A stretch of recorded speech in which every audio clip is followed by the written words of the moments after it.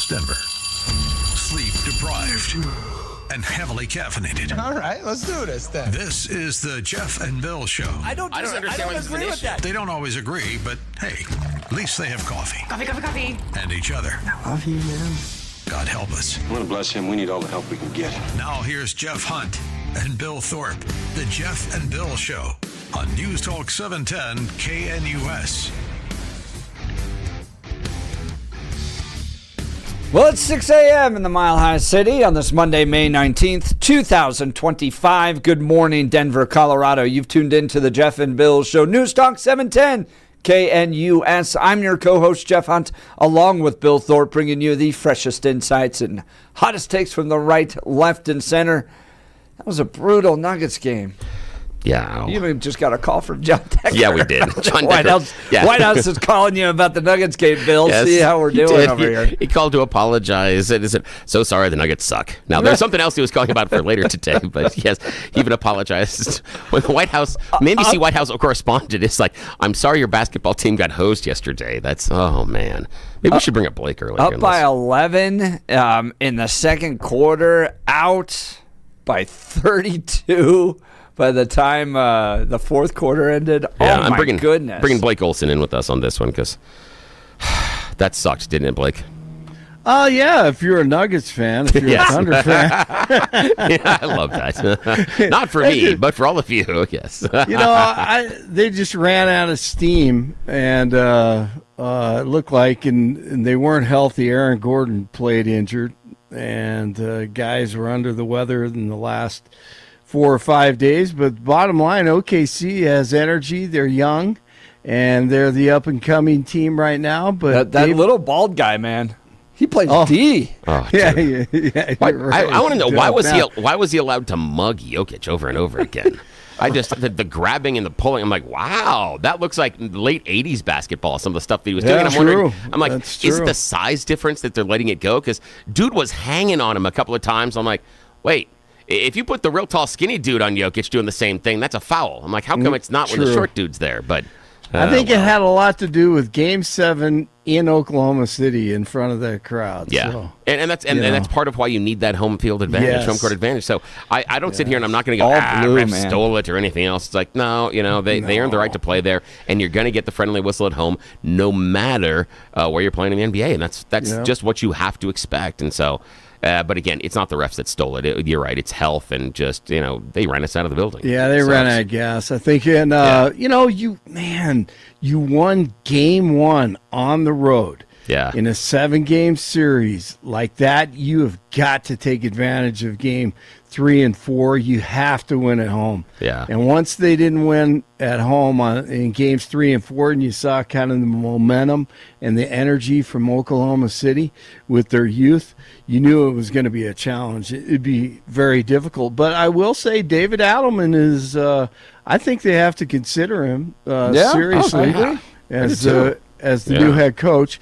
And that brings us to our little wager, Jeff. I said that you said that they were going to tank in the first round. Oh, yeah. I said that they would make it to the Western Conference Finals. They were a game away. And, we didn't think about this. Neither of us were really correct here. So, I think that by default, I win. I was going to say. My favorite way to win. It sounds like Jeff owes you lunch. Yes, I think so. I was going to say, any excuse to buy you a burrito, Blake Olson. I'm willing to do it. That sounds good, yeah. And the other thing I was looking at is the shooting for the Nuggets was just you can't. There were times where you had 2-3 shots. You get 2 offensive rebounds and you still can't score off it. You can't start trading baskets with Oklahoma City. They shoot too well. This is what was crazy. So yesterday, it's about middle of the third quarter. And I pull out an old school NBA name. This is one that I doubt Jeff knows, but I'm certain that Blake remembers. And I'm like, we need someone like this. And it's such an odd name. My kids are like, who? I'm like a weird Serbian guy that played late 80s, early 90s, Drazen Petrovic. Oh, Drazen Petrovic. Yes, Drazen Petrovic. Dude's, he's like Croatia, Serbia. He's about 6'5" and a shooting guard. And dude was ice Yeah, he was. He was. Yeah, not necessarily athletic. He's a good defender, but he's not going to race you down the court or anything else. But you could be a quarter centimeter away from him with your hand in his face, and he'll still drain a 12-foot jumper, true. no problem. That's Every true. single time. The dude was ice cold. He was. Yeah. He was consistent, no doubt. I love I was players like, we like need him. someone like that. Yeah, that's what I felt the Nuggets were needing, is that one person that when you had to have a bucket, you didn't have that one person you could absolutely get it to. Jokic to a certain point, but they would collapse onto him on the inside, and then he'd have to kick it out, which is what he wants to do. But everybody else wasn't hitting. Christian Braun earlier, but then it dried up on him, and no. Yeah. How many more good years do you think Jokic has? Ooh. I was talking to my 8th grader about this. I think it's going to depend on mileage. If he has to go deep in the playoffs and he plays a lot, if they get into a rotation where you get a decent backup and he's not having to play the majority of the minutes throughout the season, I think he's got 3 strong years in him left. Yeah. Although if it's mileage, I think he's got 2, and then we see a fall off. He can still play, but I think at this level where he's the best player on the planet, I think he's got 2 to 3, depending on mileage, and then it's going to start. Certain things. He's just going to be slower. Big things are bodies like that. Yeah. Yeah, exactly. It's going to wear. He's always going to have the acumen. He's going to always be able to find a way to score, but it's just not going to be the same. I would agree with you. I think the one thing that's nice, though, is that he doesn't do the banging that you see in others. And what I mean by that is the big jumps, the pounding. He doesn't take that. So he doesn't have the knees and lower back issues that some of the others. He will, but not like someone like a Rasheed Wallace, who played, who liked to play in the air. So, I don't know. But at the same time, a big body like that on wood, you're running up and down the court, man, I don't know. Yeah, and playing every 3 years, 72 hours, Yes, 3 years maybe pushing it, but what do I know? And I think that only works if he gets a chance to rest. If we if he gets 15 minutes off a game, then I think he can go 3 years at this level. But, oh well. Well, it was a good season for the Nuggets. Proud of them. They did well. Yeah. Didn't get all the way, but compared to where we are with the Rockies, a winning season is... Just a win. Now, remember, a single win with the Rockies.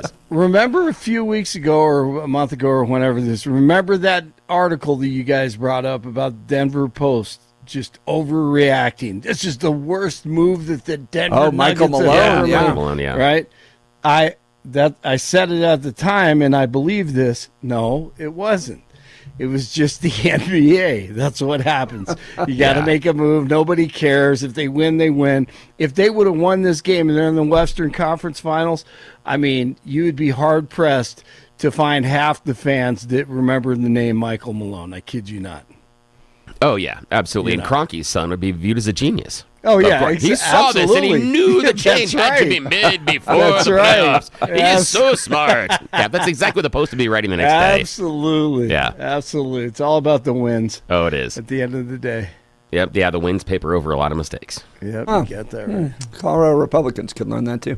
All right. We've got a lot to talk about today. Rory O'Neill's going to be joining us in a few minutes to talk about this New York City, Brooklyn Bridge, Mexican ship crash you're not going to want to miss. Then we're going to talk about downgrading America's credit rating. That happened Friday afternoon, conveniently after the markets had closed. Phil Weiser is now involved in over 20 lawsuits against the president this term alone, 11 last term. He feels like it's a mandate from the people of Colorado to sue the president, spending your taxpayer dollars. What do you think of that? And then sad news about Joe Biden being diagnosed with cancer. We got a lot to talk about. Most importantly, we want your phone calls and texts. Give us a call, 303-696-1971, or text us on the Dan Caplis Law text line at 720-819-5115 and join the conversation this morning. But let's get back to the man you need a good morning dose of news and comment with Blake Olson. Blake Olson. Blake Olson, news and comment. Happy Monday morning. It's 46, partly cloudy in Denver, expecting a high of 63 today. The 7-10 5-day forecast is coming up. Our top story, 47, says he'll be speaking by phone this morning with Russian leader Vladimir Putin, while Vice President Vance met Sunday with Ukrainian President Zelensky in Rome. The two met after Pope Leo's the 14th inaugural Mass at the Vatican. DJT on Truth Social over the weekend. Melania and I are saddened to hear about Joe Biden's recent medical diagnosis. We extend our warmest and best wishes to Jill and the family, and we wish Joe a fast and successful recovery. But how long has he known about this prostate cancer diagnosis? You believe he was silently, secretly battling this for at least 5 years. Well, I think that's yet to be seen. I mean, it would be very surprising, like I said earlier, for him to have prostate cancer at Gleason 9 spread to bone without, without being neglected medically. So the fact that he was seen medically every year, it's just very surprising. I mean, his PSA must be over 50 at this point, if not a lot more, just because of bone mets, is a sign that it's very aggressive and spreading to other parts of the body. So I think there's definitely evidence that he probably knew about this for a while. And you're all just Dr. Schusterman on News Nation there says Biden's White House physician was Kevin O'Connor. Now, did O'Connor ever do cancer screening on Biden? The American people deserve to know, you would think. There was a deadly crash of a Mexican tall ship into the Brooklyn Bridge over the weekend. The Mexican Navy training ship slammed into the bridge, killing 2 people and injuring more than a dozen others. It was one of the strangest things I've ever seen. It looked like a 200-year-old ship, and it looked like a party ship with all these lights, and it just slams into the bridge. And one cadet was up on the mast and died. Once again, 2 people died in that thing, and it was just strange. Had a huge Mexican flag on the front, and the lights go out after the mast hit the bridge. DJT on True Social this morning.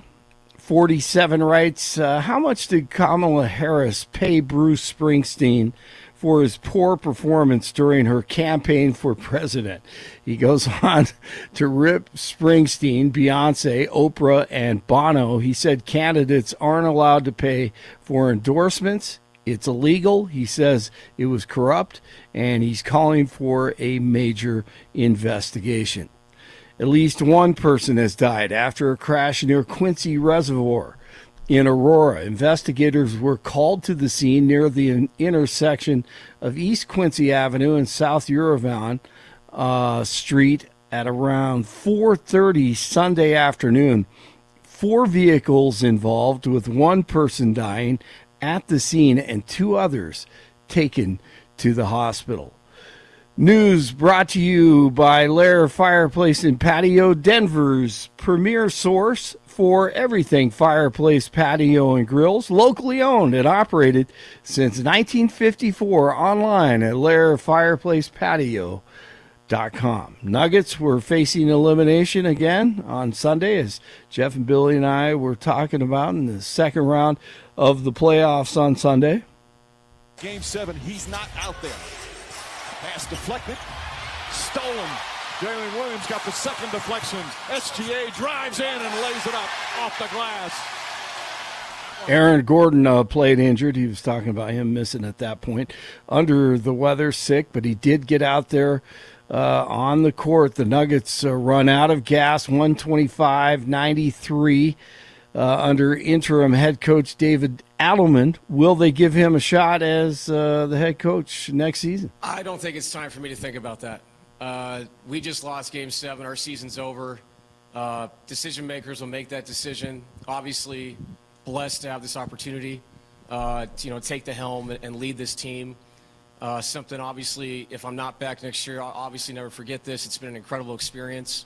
And to have the buy-in from the guys was really special for me. Decision makers will make that decision. 43 in Westminster, 44 in Centennial, 46 in Denver. Jeff and Billy continue. It is Monday morning. Blake Olson, News Talk 710 KNUS.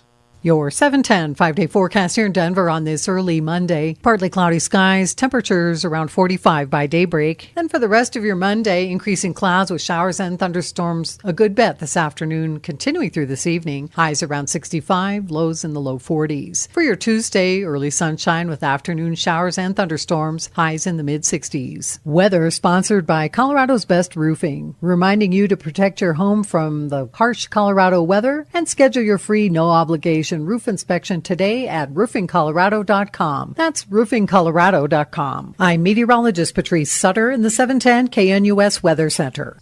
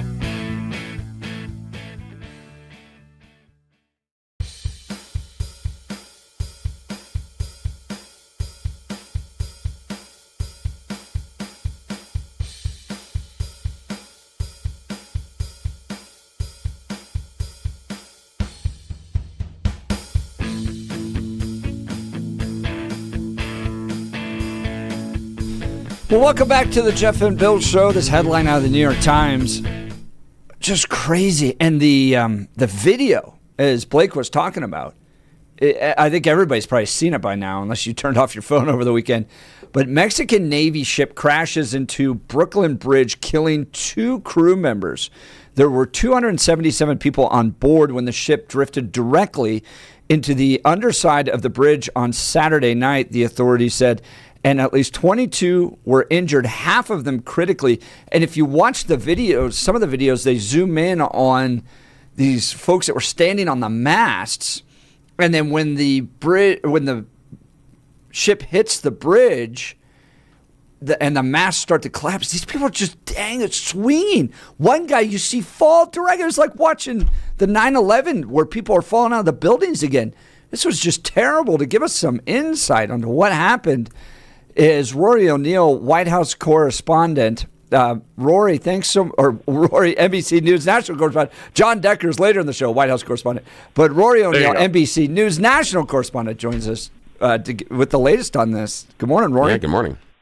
Yeah, good morning. The NTSB sent a GO team up there shortly after the accident on Saturday night. We're expecting a briefing from the NTSB shortly, but it's going to be very preliminary information. The ship appeared to be going backwards when it actually collided with the bridge, snapping the 3 masts, as you said, while the cadets were up in the rigging, essentially for the big sail away. They had been in New York for about 4 days, and they were departing. They were supposed to be going out of New York, not up the river under the bridge. They were supposed to be going the other way to leave for Iceland when this accident happened. That's Rory O'Neill, NBC News national correspondent. Now, I've seen lots of videos of cruise ships crashing into docks, stuff. Oftentimes, it's a power outage problem or an engine problem where they can't stop it. And that seems to be maybe the case here. Maybe they tried to back out and then all of a sudden they can't stop it from backing out or can't drive it forward. It looked like at one point there was a tugboat alongside of it. What have you seen, Rory? Yeah, I've seen the same. So we'll let the experts get in there and see what was happening. I've heard everything from power failures to malfunctioning rudders. That tugboat that you can see in the video, not sure if it was responding in an emergency call or was supposed to be guiding that ship out. So lots of those unanswered questions. Why didn't they just drop anchor? Would that have even made a difference? So hopefully we'll get some of these answers soon, but the full investigation will take quite some time. And again, we saw the loss of life of 2 people who were killed. One of them a female cadet, the other a male mariner. 19 others were injured. 2, I think, are still in critical condition as a result. And I know the ship looks like it's ancient, but it was actually built in the 1980s. So it's relatively new, and it's used by the Mexican Navy for training purposes, for goodwill. The U.S. has actually a ship that was built up the very same plans. Ours is much older. We won it after World War II. That's a story. But the Coast Guard operates it. It's called the Eagle, and it's a very similar design to this ship that does the same thing. It acts as a training vessel and sails around the world for goodwill and recruitment purposes. That's Rory O'Neill, NBC News national correspondent. Rory, do you know what they were doing in New York? Well, again, they were on this world tour, as this ship does. It trains the cadets who are on board, and then they try to, so they were there, I think, for 4 days at Pier 17. They let the public come on board, get a tour, see what life is like aboard one of these sailing ships. The Mexican consulate locally will have events there for the arrival of the ship, and it can promote sailing and that kind of lifestyle, or joining the Navy for people who are from Mexico. And again, many countries have versions of these ships. This is one of the largest, as I said, very similar to the U.S. Coast Guard's Eagle, if you were to see it, very similar. That's Rory O'Neill, NBC News national correspondent, joining Jeff and Bill, talking about the Mexican Navy ship that collided with the Brooklyn Bridge over the weekend. 2 people killed. Looks like 2 more still critically injured. 19 people total injured. This is an awful one. Now, Rory, is there any indication on 2 fronts? First, why the ship apparently was going the wrong way up the river rather than trying to leave New York? Why is it trying to go further in? Is this a problem with Google Maps or something? And then also, why, based on preliminary indications, didn't they see the bridge? Brooklyn Bridge is rather large and also doesn't move. So it would have been there as an obstacle on the horizon for at least a little bit of time. Do we have any indication as to, one, why they were going in the wrong direction, two, didn't react to the bridge a little bit quicker? Well, Pier 17 is right there at the bridge. So it was, the event, and you can see from the photography that's been done that the people there were there on the dock. So this was a sail-away event. So the ship was just leaving New York after, as I said, several days there, when for some reason it was going the wrong direction, backwards. And whether or not it was because of some sort of a power failure on board, there is about, I think it's an 1,100 horsepower engine on board, obviously to help navigate rivers like this, so it can't be under sail. And exactly what happened, what was going on with the engines or the rudder, what was the power system on board like, and how was it functioning, all those questions. And that's what the NTSB GO team is for, to try to answer some of that. Look, the ship's crew will know exactly what happened, and they just have to communicate that. But you're going to want the NTSB to come on board and figure out, find evidence that backs up their stories, and to see if it was some sort of gross negligence that led to this. Now, thankfully, no one on the bridge was hurt. The bridge didn't suffer any serious damage, so it did close for traffic for a couple of hours, but the Brooklyn Bridge otherwise came through unscathed. That's Rory O'Neill, NBC News national correspondent. The first question that came to my mind when I saw that happened was, wow, Mexico has a Navy. I didn't know that. And I've tried to look up and see what they do. It looks like a lot of the Navy's focus is around counter-drug efforts and then, kind of maintaining maritime laws alongside its coastlands. Are you aware of any partnerships between the United States and the Mexican Navy with regards to maybe other international operations? How does the Mexican Navy work with the American Navy? Well, with the Coast Guard also quite significantly. The Mexican Navy and the Coast Guard work a lot together on those drug interdiction operations. When you see a U.S. Coast Guard ship say, we offloaded 10 tons of cocaine that we seized at sea, oftentimes that's done in cooperation with the Mexican Navy. Mexico has a long maritime history, but functions most frequently, I think, with the Coast Guard versus our U.S. Navy. That's Rory O'Neill, NBC News national correspondent. Rory, thanks for taking time to join the Jeff and Bill Show this morning. Thanks, guys. It's always appreciate his reporting, taking time with us. I love the fact that we have news from national correspondents. Yeah, that's nice. That was a hard video to see. Yeah, that was. Because it's shot from, many of them are the people on the boardwalk there. Yeah. Right along the river. And that ship is barreling towards them. Yeah. And at first, like anybody, you're just kind of like, well, this seems interesting. And then it starts to crash in to the bridge, and you see the masts, and you see these poor people falling from the masts and swinging, and one guy drops all the way down. Oh, it's heartbreaking. And then it kind of clicks with them, run. Yeah. And they start to run because the ship is coming right at them. Yeah. And again, going backwards. Until Rory said that this morning, I didn't realize that it was going backwards at the time because I didn't pay that much attention. I was watching the masts and the collapse. And that is interesting that it comes off port and is going backwards at the time. And again, the question about, is there the engine on board and what was going on. But there also is a tugboat that's next to it. Exactly. Now, the tugboat's facing the other direction, but the other part of me is that why weren't we pulling it down? Do you know why we don't pull them? No. Why? I actually looked this up. Oh, yeah, why? So there's two methods to move a boat. Yeah. There's the American method and there's the European method. Yeah. And the Europeans pull while the Americans push. Oh, okay. And there's questions as to whether or not, and debate as to whether or not the United States needs to change their methods of moving boats and get into pulling, because you can slow down a boat like this. I mean, if you're pushing it in your little tugboat, you've got to get to the other side of it. Yeah. to try to push it, right? Also, tugboat, that's a pull object. I'm just saying, when you're tugging, it's pulling, just by the name. The weird part is, and I'd be curious as to why on this type of a sailing ship you would put the tugboat at the rear. And again, it wasn't directly behind it. It was actually facing the other direction. It was pointing upriver, and it was sitting off the near the rear bow. And the problem is that on sailing ships, they're not necessarily as closed off or as solid. They normally are pointed a lot of times at the other end. There are some that come off that are very, cut. People that have sailed like the 15-foot small lasers and things like that that run around our lakes here will understand. But you get up into like an M20 and M30, those things come to more of a point sometimes at the end of the back end of the keel.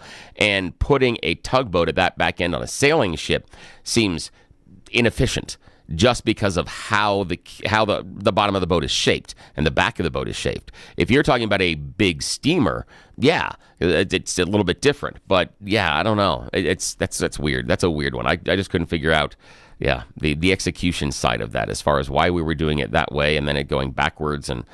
Oh, it was tragic. Good text message here from the bread man. This is who I was reading yesterday too. A guy named John Conrad with a K, and he's. Let me pull up his bio here real quick. But a ship captain, CEO of G Captain, U.S. Merchant Marine Ship Captain, and he's got a whole thread on what he thinks kind of may have happened here. But he points this out too. In European ports, the tugboats pull on a line connected to the bow. Many American ports are moving to the European model because in an emergency, the tugboat can tow the ship directly. Yeah. Because the first picture, they actually have a picture of the tugboat, and it's pushing on the stern of the ship. Yeah. So it's the back. That's weird. As it reverses off the dock. But I've watched a lot of these videos of cruise ships that lose control and crash into docks. Yeah.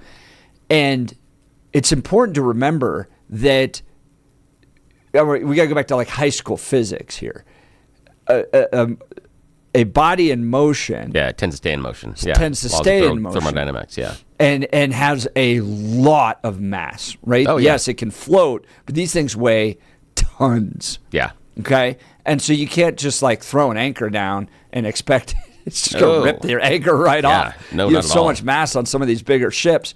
So these engines can get stuck, and there's not a lot you could do. You saw this with the bridge collapse about a year ago in Baltimore, where it lost power and the thing was just humming along. Yeah, it can't, because the momentum is going to continue to carry it forward, because the water is the only thing at that point that is providing resistance, but the ship's hull is built to negate some of that resistance. So it's going to slow you down very, very slowly. And I guess, and it's weird again, because I don't know enough about international shipping at all, that the tugboats are going in the back, and I just assumed it was in the front, only because, and again, my anecdotal time sailing here on Colorado lakes, when we got stuck out in storms, the motorboats that came to get us didn't push us in. They took the bow line off the front of the boat and they pulled us. So that just, it seems more efficient that way, and they had much more control over where we were going because they were pulling us.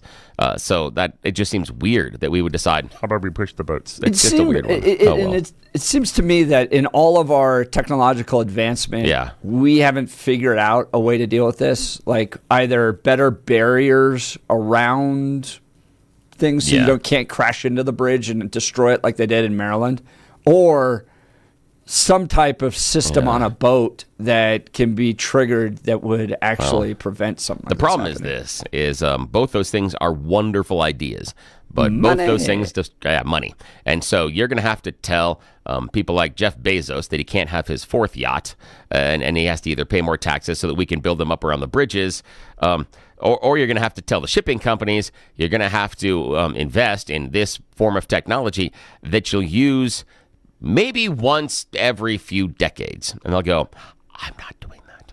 So that's going to be the problem. This is completely and totally tangential, but in part, this is not the only reason, but in part why we are seeing some of these problems with the FAA system and things going down is because nobody in Congress wanted to vote to invest the money in order to upgrade the system. It's not a surprise that parts of these systems are falling apart because you couldn't get someone that either had a D or an R by their name to vote in order to increase the funding.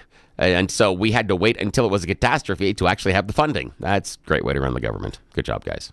Yeah, just on a side note. On a side note, that's it. Because again, I will pillory both parties because it's been going on for a long time as far as where that technology is. Unfortunately, in politics, you really got it. Unless you're writing campaign checks, it's got to be an emergency before people actually pay attention. Yes. But here's what the Mexican Navy does. Because again, my first question was, they have a Mexican Navy. This is very, very bad of me. The first thing of me is like, Mexican Navy, and then what, sailboats? Seems appropriate.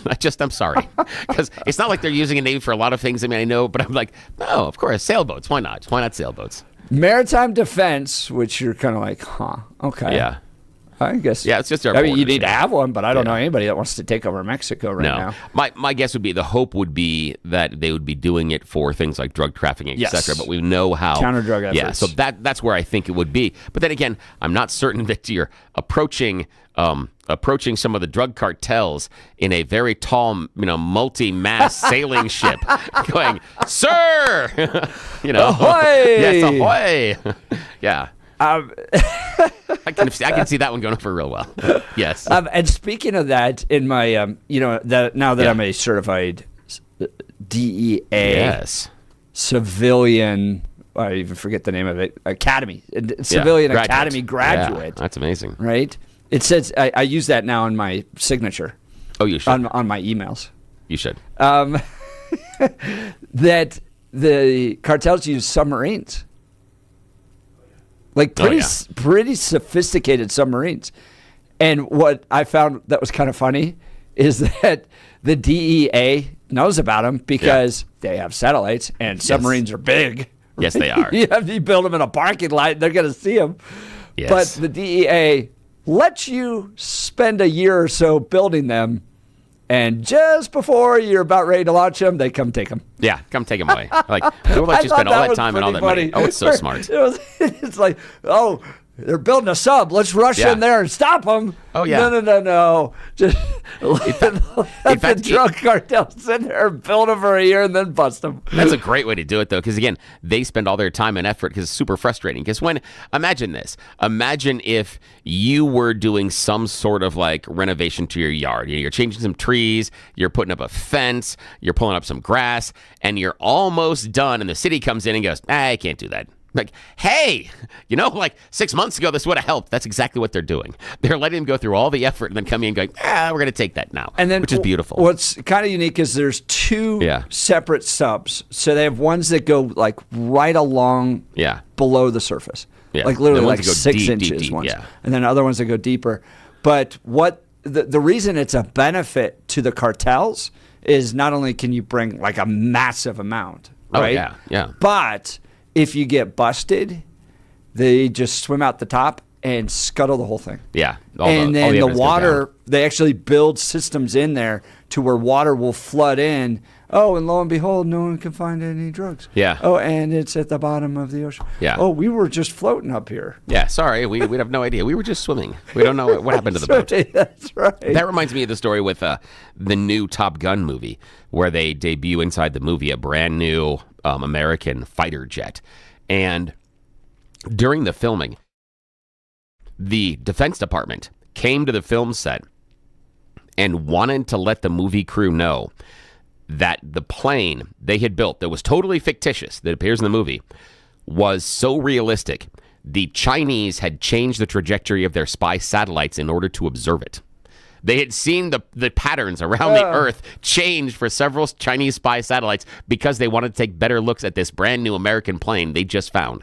They thought it was real at the time. Yes, but it was a complete movie prop that they had built for the They did that in World War II right before they invaded, right? Yeah, Normandy? inflatables. Yeah, they did inflatables. Yeah, they did inflatables. Yeah, because of how the technology worked. Yeah, I think it was a British guy that invented that was using those, and they were moving them around too for a while to make them think that they were moving certain, because you couldn't, obviously you didn't have satellites at that time. You couldn't keep eyes on troops all the time. You could have planes flying over, take pictures. They'd deflate them and move them somewhere else. Like, the Americans, the British are moving them over here. Yeah, exactly. Lots of text messages coming in on this one. Anchors are not designed to hold ships in place. The massive chains are what does the job. Yeah, but I think if you're going at a certain speed, there is a way to throw slow those it, but anchors down. I don't know, maybe they can stop, but especially those big cargo ships. I don't know. They can't do it anything appreciable because the problem is where the torsion comes. The anchors normally sit frontish, and so what'll happen is if you're going forward and you're going to drop the anchor on one side, there's going to be torsion about trying to pull that ship, and it's going to want to turn 180 degrees and turn sideways into the waves, into the water, and that is going to work against its momentum. So it's not going to want to do that. There's going to be some weird torsion on the front end of the ship if you just drop anchor like that and you're going fast enough. Richard from Castle Rock, tied up Hudson 1 to 2 knots and wind 10 knots with lost power on such a large ship with massive windage is main factor. Tug was assisting getting off the dock, but not in a position to assist once the ship got towards the bridge. Yeah, that's what I saw too. Yeah. Absolutely. Yeah, thank you for that. That's what it seemed like to me. Of course, I'm not educated on that part of it at all, but yeah, that's what it seemed like. The tug wasn't in any position to help, which seemed odd given what happened. 5556 DEA should use depth charges on the cartel subs. Or just go. Old school, like there may have been times that on some private property, not public property, I'm just saying private property, here and around Colorado, might have done some fishing with M80s just to clean the carp out of the lakes. Right. Just saying. Might have happened. Might have happened in my youth, yes. Someone else pointed out online that at one point the Spanish did quite a good job sailing. Oh, yes. They got all the way to Mexico. Oh, yes. They did, yeah. And it seems like maybe that art has been lost. Yeah, on boats with sails. I'm real curious about what the currents were doing and how it started going backwards. That's the thing for me, is that some of those things, could you not, do we not check currents? Do we not do, just how do we go backwards? Seems like bad planning. I don't know. Mexican Navy also does, as we mentioned, counter-drug efforts, special operations, scientific research. They move there's a naval infantry. They move them around. There's a naval aviation. Okay, naval aviation I get. Naval infantry? Yeah. How are you in the naval Maritime infantry? security, port security, and the defense of the coastal fringe, they say. I know, that's interesting. They're also equipped for amphibious operations, air assaults, and special operations. Interesting. But again, where does the naval infantry do their drills? Are they like... On the beach? No, but I'm thinking they're like those, like the synchronized swimmers in the Olympics. They get in the water and they all twist around and do the things and they flip them and they do them. Yeah, I'm sorry. Okay, I'm being a jerk this morning. I'm sorry. I'm sorry. That's bad host, bad Bill. I'll be quiet. I'm sorry. All right. Feel free to join the conversation. Phone lines are open 303-696-1971 or text us on the Dan Caplis Law text line at 720-819-5115. Want to talk to you about my friends at the Black Eyed Pea. Excuse me. Went over there for lunch last week, Thursday, at the one in Lakewood. Absolutely wonderful. I had the Southwest chicken wrap sandwich. The whole lunch, everything included, including some sweet tea, was $17. Okay? That is quality food at a sit-down restaurant. $17 all in.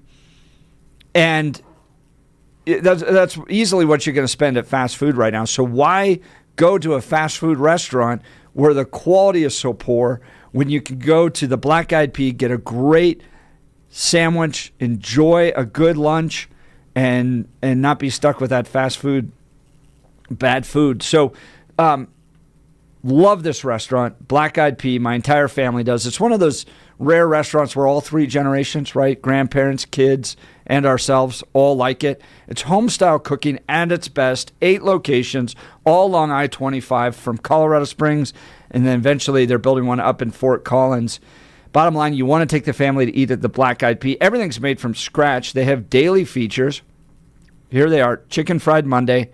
Tuesday's beef stroganoff. Wednesday is deep dish chicken pot pie. Thursday is chicken and dumplings.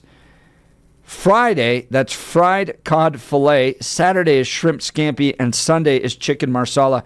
Check out their website, blackeyedpeacolorado.com. That's blackeyedpeacolorado.com. They also do catering.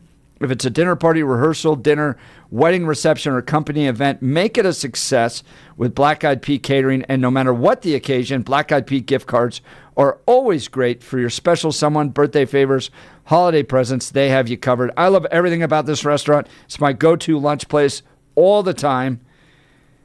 I know you'll love it too. Support local. Keep it in Colorado. Visit the Black Eyed Pea near you. All right, we'll continue with your phone calls and texts and people reminding you, Bill, that naval infantry are the Marines. Oh, okay. Not synchronized swimmers. I'm just wondering. Why wouldn't they call them something else, though? That's, I'm just synchronized swimming. Thought that'd be, I'm just wondering what you do. Yeah. And that's sad because I've got a friend that's a Marine and he's going to mock me for this for a month. And I probably deserve that. But that's okay. That's fine. Rob in Tennessee, tie an M80 or even an old cherry bomb to a rock, toss it overboard, and get the net ready because everything down there is coming up. Oh, yeah. It was great fun back in the day when you could buy real M80s and cherry bombs. Yeah. We were cleaning the carp out of some ponds, I'll just say, for some local fishermen, not local farmers. So we needed to get the carp out. And so that was the thing. Spent a couple afternoons in a little tiny putt-putt going around. It was so much fun. But yeah, cleaning up dead fish as we float to the top. It was great. Traditional for crew, this is from 2497, traditional for the crew to stand on the yardarms when entering or leaving a major event. These cadets are proud to represent their country in service on an adventure of a lifetime, much like the Blue Angels demonstration team.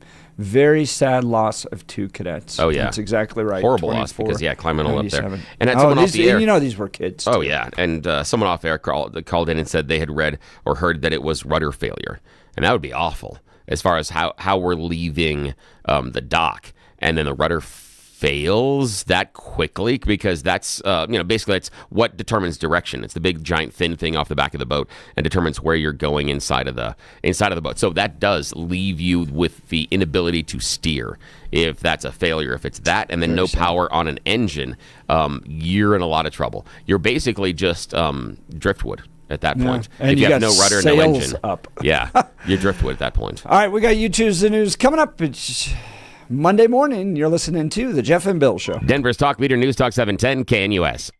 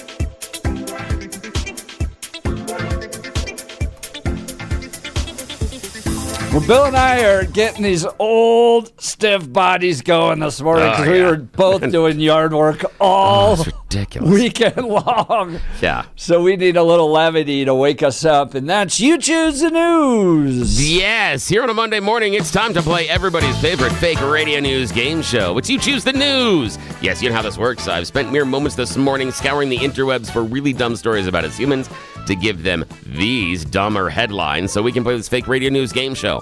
Why would we waste valuable airtime on KNUS? Well, because everybody in charge doesn't wake up until 7 o'clock. So we've got about 8 more minutes of freedom. And so this is also what happens when we are left unsupervised. Yes, note to self. Alrighty. And as always, this is a giant secret, so shh, we really appreciate you not telling anybody in charge what's going on.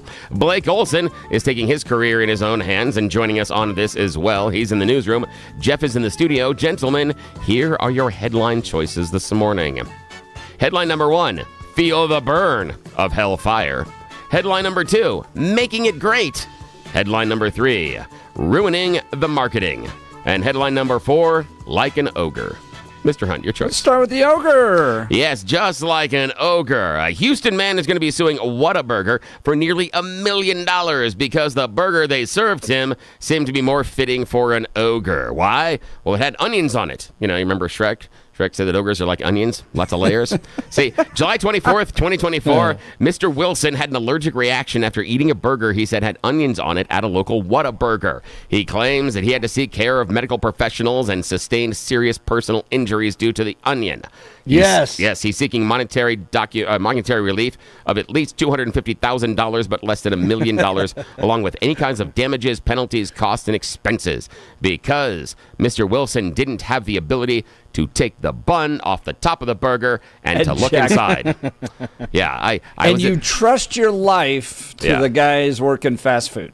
Yeah. Now again, right? Like if you're that allergic, you're not going to take off to your point. You're not going to take off the bun to look. You're not going to look. Yeah. I don't like pickles, and I had asked. I was at a restaurant on Friday with some friends, and I had asked for my sandwich to come with no pickles. It came with pickles, but I checked. So I looked first, and I didn't complain about it. I just moved to the side. Not a big deal. No harm, no foul. But dude here wants to claim all sorts of stuff back. Now, $250. Yeah, $250. And here's the thing is, back in June of 2024, this is just a month before him having that problem at Whataburger, he sued Sonic for the same thing.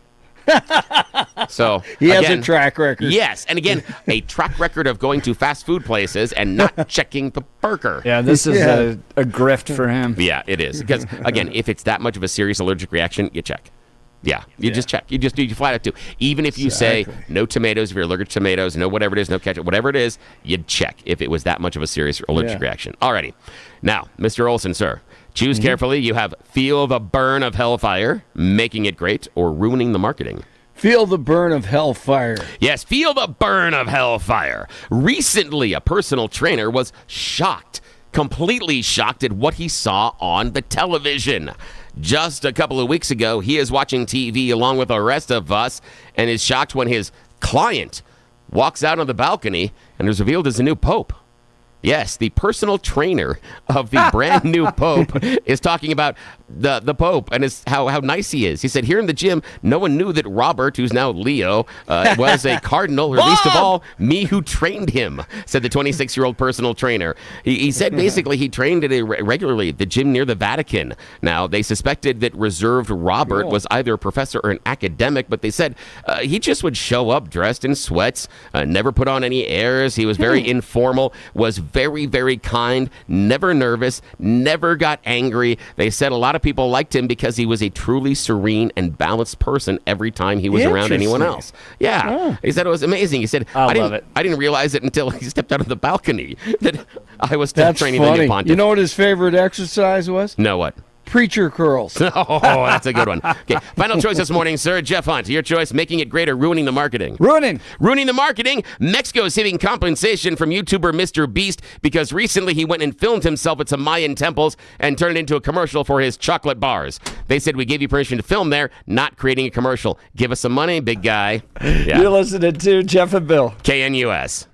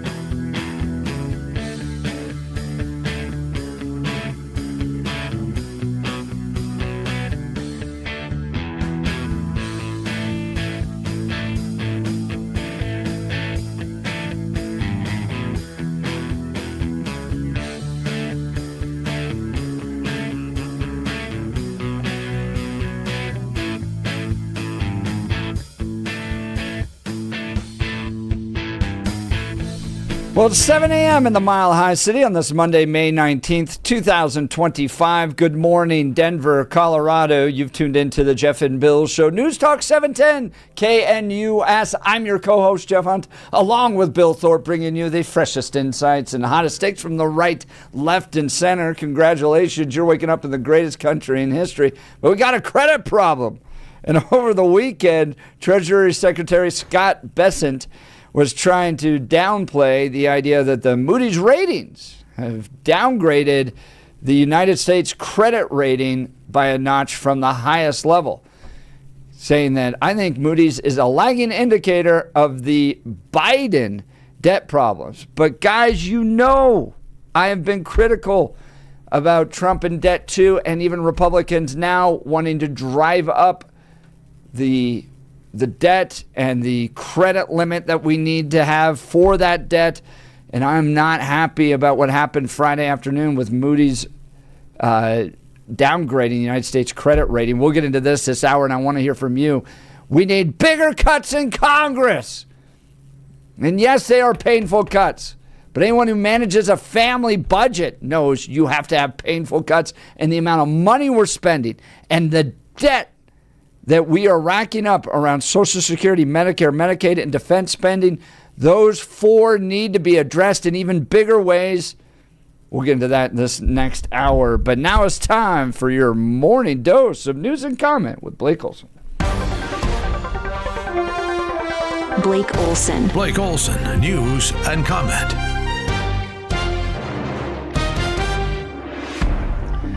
Happy Monday. It's 49 and partly cloudy in Denver, expecting a high of 63 today. The 7-10 5-day forecast is coming up. Our top story, Russia sent waves of drones into Ukraine Sunday, and 47 says he'll be on the phone this morning with Russian leader Vladimir Putin, while Vice President Vance met Sunday with Ukrainian President Zelensky in Rome. DJT on Truth Social over the weekend extending his warmest and best wishes to Joe and Jill Biden after news that he has stage 4 prostate cancer. How long has he known about this? It's very unlikely that someone could get annual checkups and not notice a PSA elevation over the past, this is what I typically would see in a VA hospital, where a patient hasn't had medical attention in 10 years, presents to an emergency room with bone pain, and then they find that it's metastatic prostate cancer. But in the modern age of medicine, especially the fact that he was a former president, he had intensive state-of-the-art, care where we can see prostate cancer, 10 years in the past. So this is, it's very unusual to hear that someone has prostate cancer where they're annually being followed up. And the fact that we just find it at a Gleason 9 is just pretty much unheard of in this day and age of medicine. Urologist Dr. Schusterman on News Nation. Biden's White House physician was Kevin O'Connor. Did he ever do a cancer screening on Biden?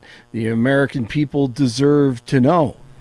Over the weekend, and Blake, on that note, they absolutely should have told the American people because, look, a lot of men get prostate cancer. And I think probably and they had to have known. Like, if he did a simple urine analysis, they would have seen some indicators that there were some prostate cancer cells there. But a lot of men, you get into your 60s, 70s, 80s, I think it's like 80% of men I was reading will end up with prostate cancer. So it wouldn't have been that big of a shock. Sure. Unless you didn't want to provide anything that could prevent him from being reelected president. And I guarantee you what ended up happening was that the advisors went, this feeds into what Trump is saying, that he's too old. Yep. We can't release this information. So they specifically hid it from the American people. We're at bingo You are correct. And now the timing is a little fishy, a lot fishy. Yes, with the recording. Did you listen to that? Yes, it was. I got to find that. I saw that on, what was that? It came out Saturday or Friday? Or Saturday. Oh, my goodness. Yeah, he's out of his mind. Yeah, no, it's like visiting your grandparents at the nursing home. Yes, where absolutely. The conversation just pivots. Only worse. I mean, just radically pivots. So you'd be talking like little Johnny here is doing great in his little league. Yep. By the way, did you see the prices of bread are high? You're just like, wait, what were you talking about your grandson? No Now question. we're dealing with bread, and then he'll switch over to the 1972 Cardinals, and you're just like, it's just. And we've all had those types of experiences with our family members. And so you make it a priority to spend time with them because, one, the time is drawing near. They're in the sunset of their life. Two, it's a value to them to just spend time. But number three, and probably most important point, Blake, you don't make them the president of the United States. Right. They're not running the country. I mean, and the fact that they knew. Oh, it's horrible. And then you had Elizabeth Warren in the media that covered it up. Yeah. And now we know. And now we know even more undercover video, James O'Keefe, how there's 10 people running the administration. Yes. It's just, it's horrible. And if you're Kamala Harris at this point, you should feel betrayed, right? That they literally have an empty suit in the office and they're not willing to hand it over to you, okay? Yes. But two, she went out there and tried to defend him. You remember? She said, he was smart in these one-on-one meetings. He's doing backflips while solving calculus problems. Yes, they're horrible. Oh, she deserves it. She absolutely deserves it. But that that audio of Joe Biden is it's really damning. It's horrible. Yeah. It's really embarrassing.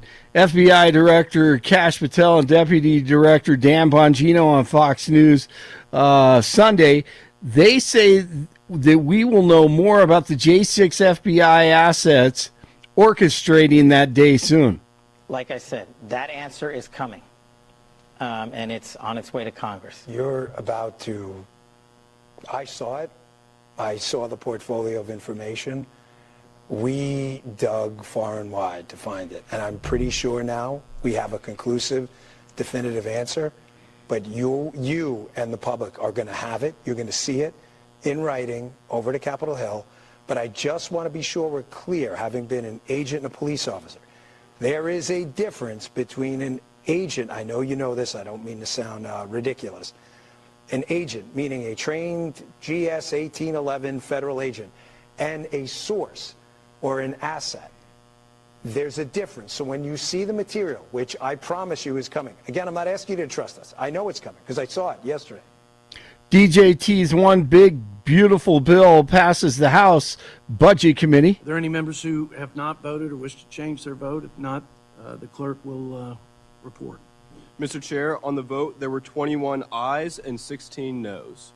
The ayes have it. The motion is agreed to. The committee will now vote to favorably report the one big, beautiful bill act to the House.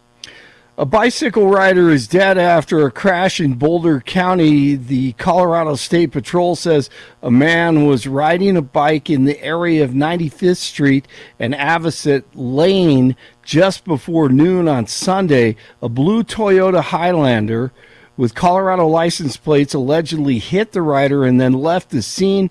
The man died after he was taken to the hospital. The State Patrol says the suspect vehicle has heavy front-end damage and missing a windshield. The Nuggets were facing elimination once again on Sunday in the second round of the playoffs in Oklahoma City. Game 7, he's not out there. Here's Wallace, throws it. Stolen. Darren Williams got the second deflection. SGA drives in and lays it up off the glass. All right, so a lot of Nuggets were banged up. Aaron Gordon played injured. He throws it down. And the Nuggets lose it under, in OKC, 125-93 under interim head coach David Alderman. Will they give him a shot as the head coach next season? I don't think it's time for me to think about that. We just lost Game 7. Our season's over. Decision makers will make that decision. Obviously, blessed to have this opportunity to take the helm and lead this team. Something, obviously, if I'm not back next year, I'll obviously never forget this. It's been an incredible experience. And to have the buy-in from the guys was really special for me. And all of the players endorsed him after the game. 45 in Larkspur, 48 in Aurora, 49 in Denver. Jeff and Billy continue. Blake Olson, News Talk 710 KNUS. Your 710 5-day forecast here in Denver on this early Monday. Partly cloudy skies, temperatures around 45 by daybreak. And for the rest of your Monday, increasing clouds with showers and thunderstorms a good bit this afternoon, continuing through this evening. Highs around 65, lows in the low 40s. For your Tuesday, early sunshine with afternoon showers and thunderstorms, highs in the mid-60s. Weather sponsored by Colorado's Best Roofing, reminding you to protect your home from the harsh Colorado weather and schedule your free no-obligation roof inspection today at roofingcolorado.com. That's roofingcolorado.com. I'm meteorologist Patrice Sutter in the 710 KNUS Weather Center.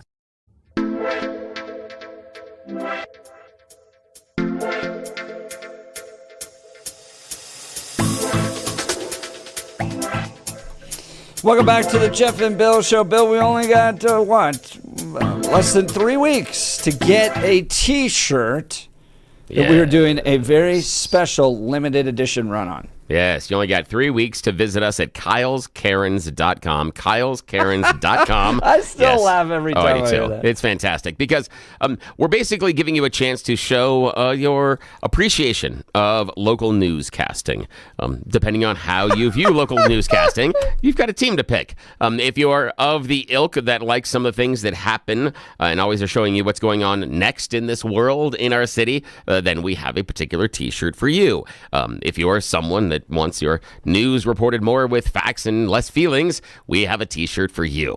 Yes, and now it properly represents your fandom of TV news because on this T-shirt, it makes you look like you're wearing a sports coat. So it's got the little lapel fake thing. It's not as far as, the fake tuxedo T-shirt you can wear that was popular, mid-90s. But it does have the appearance of a lapel on the graphics. And then we'll say I'm a proud member of, or I am not a proud member of Kyle's Cairns.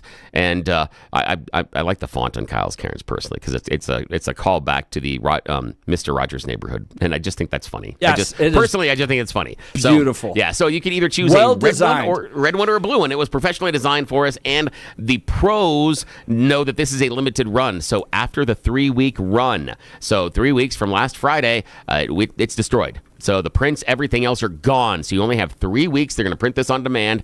You order it. They're going to print it, and then it will show up. It's going to take a little time, so give them some time for shipping and things like that. It's not like McDonald's, but they will show up, but you only have 3 weeks to get your hands on them. kylescairns.com. kylescairns.com. The T-shirt's $25. And so it's... And you know why it's so good? Yeah. Is because we allowed the concert goer of the duo here, which is Bill Thorpe, who buys the T-shirts, who's part of the concert-going world to design the T-shirt. I have so many T-shirts. I do. But I mean, like it would have just, if it was me, because I'm a little politico, and there's no creative talent here, it would have just said, I don't like Kyle Clark across the top of it, which would have been, okay. Yeah. And sent a very blunt message because that's what you do in politics. Yes, but when you get the artists and the creatives going, you end up with a T-shirt like this that is totally unique. Like,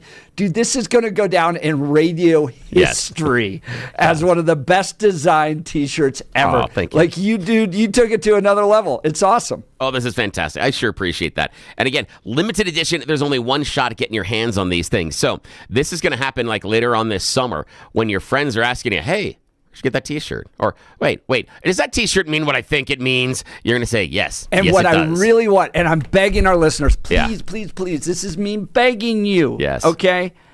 Because there's a text message here from Iggy that's like, have you sent any to Channel 9? No, we're not going to send any to Channel 9. Because here's what I want to happen. Yes.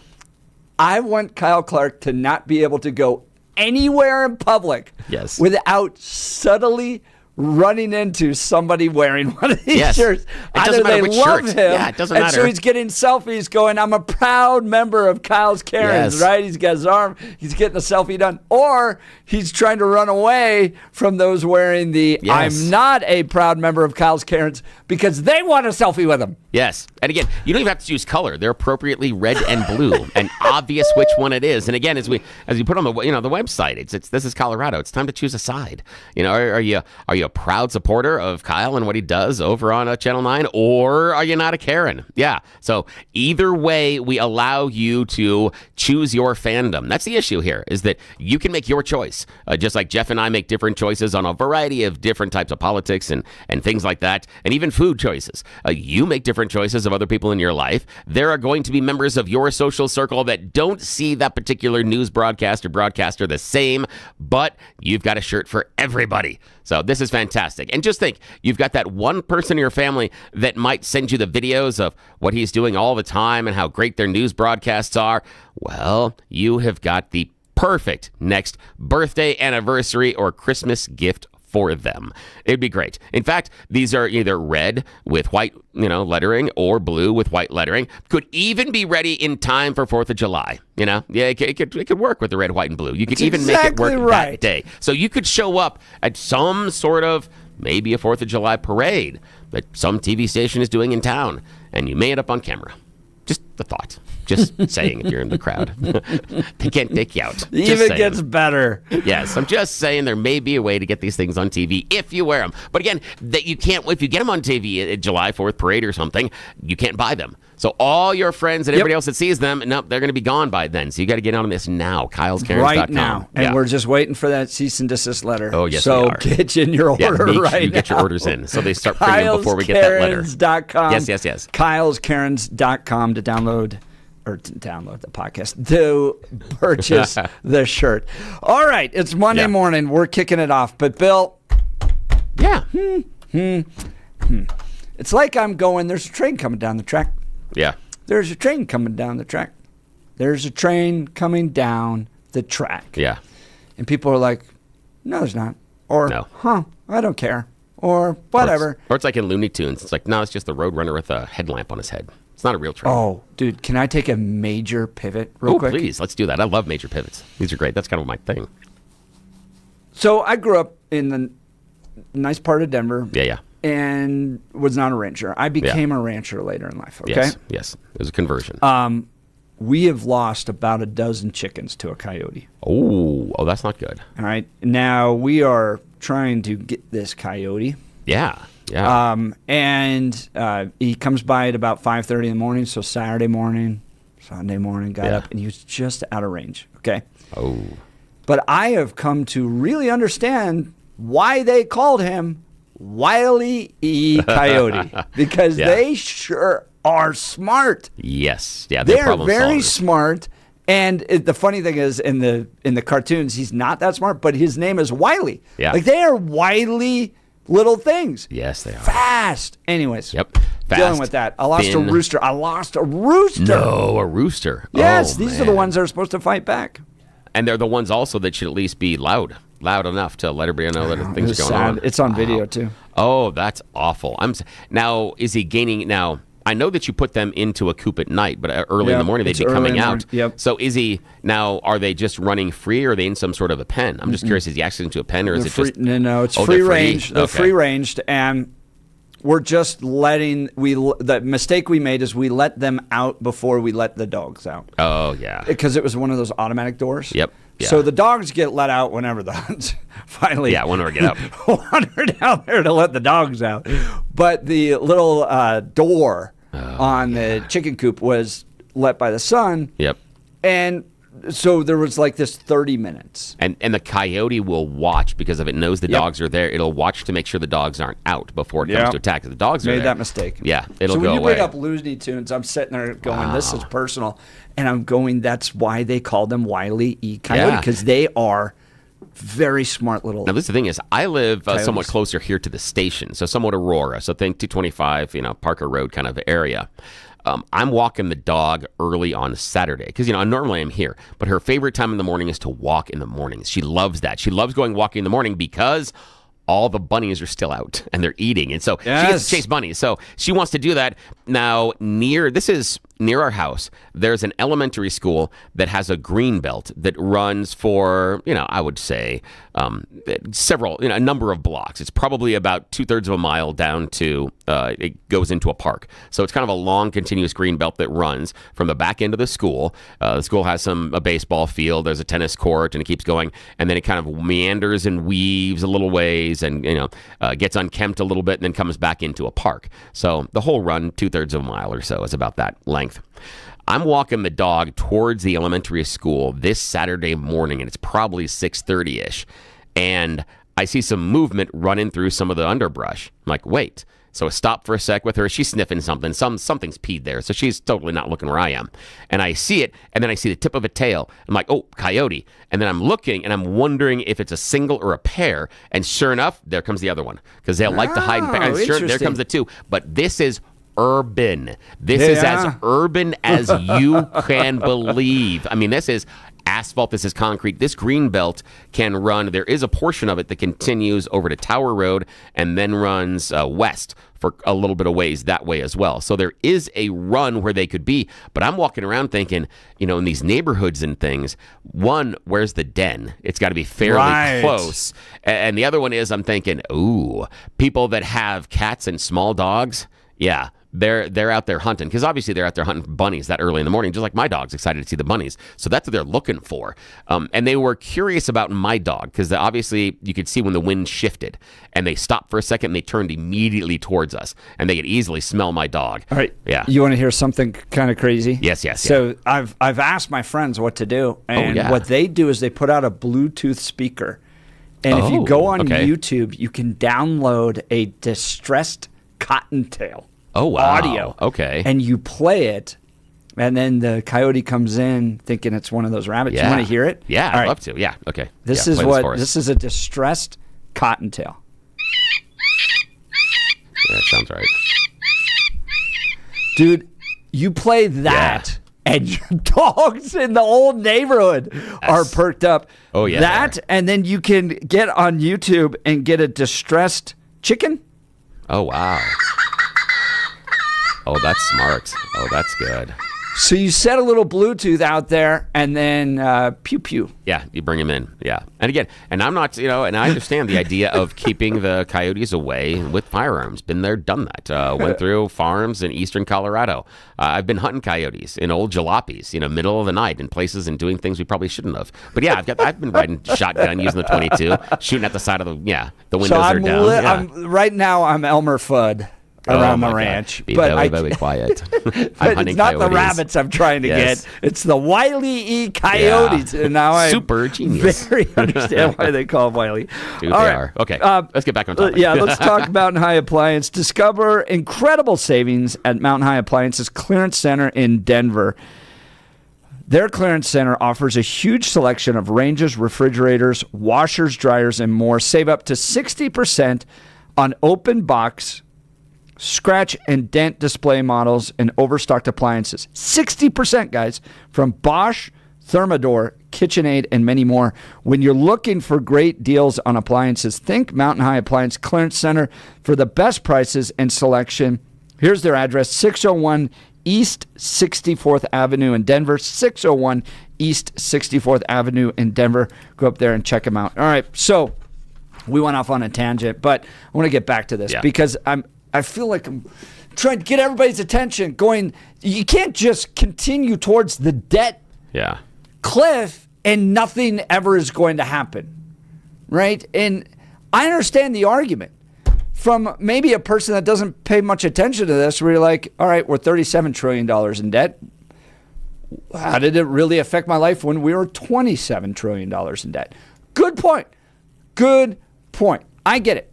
There's not a lot of consequence to be paid. And we were talking about this earlier on another issue. Like, until you feel the pain of it, maybe you don't actually put money towards it. We're talking about air traffic controllers, right? Yep. And I want to go a little bit of a tangent there. There was a stand-up comedian that in the previous couple of months talked about the rapid decline inside the stock market. And it's the same thing. Right. Where the comedian was like, yeah, the other day we lost like $1.5 trillion value of the stock market. Looks around the company and goes, any of y'all feel it? Any of y'all wake up the next morning going, ooh, that stock market? And like, yeah, me neither. And so he was just, he was identifying with the audience, etc. But I think it goes to your point about feeling the pain. Okay, right. Continue. Yeah, well, they weren't and feeling now the pain. we're starting to. So this happened Friday, right after the markets had closed. Of course. Moody's has downgraded U.S. credit rating on increase in government debt. NBC News. The United States is running a massive budget deficit as interest costs for Treasury debt continue to rise due to a combination of higher interest rates and more debt to finance. Okay? So imagine in your own personal spending, now all of a sudden your personal credit rating's gone down. Right? You're no longer in the excellent or the good. It's starting to fall because there's more and more risk to the lender to give you money because you have taken on so much debt.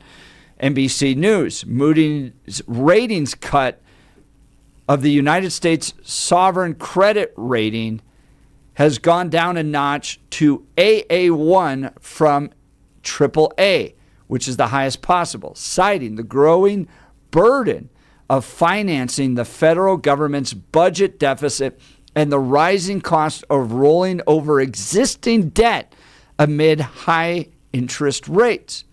This one-notch downgrade to our 21-notch rating scale reflects the increase over more than a decade in government debt and interest payment ratios to levels that are significantly higher than similarly rated sovereigns, the rating agency said in a statement. The decision to lower the United States credit profile would be expected at the margin to lift the yield that investors demand in order to buy U.S. Treasury debts to reflect more risk and could dampen sentiment towards owning U.S. assets, including stocks. That said, all the major credit rating agencies continue to give the United States their second highest rating available. Now, over the weekend, Treasury Secretary Scott Bessent said in an interview on NBC News Meet the Press that the Moody's ratings were, quote, a lagging indicator, unquote, after the group downgraded the United States credit rating. I think Moody's is a lagging indicator. I think that what everyone thinks of credit agencies, and so he's looking and trying to make the argument that, well, this is due to the Biden administration spending policies. But to my point earlier, I think that the Trump administration has till about June. Okay, so about another 11 days or so before people are really going to start putting whatever's happening in our economy, whatever's happening with our debt on them. I mean, and you guys know how I feel about the Trump administration. I really support them. I like what they're doing. But they're in control. Republicans are in control. And you've got to make deeper cuts, particularly to the big four. What are the big four? Medicare, Medicaid, Social Security, and defense spending. Okay? If you leave those off the table, if you're going to go into this big, beautiful bill and go, we're not going to really touch those in big ways, those entitlement spendings, then you're only dealing with 16% of the budget. Guys, this is a big, serious issue. Republicans have control.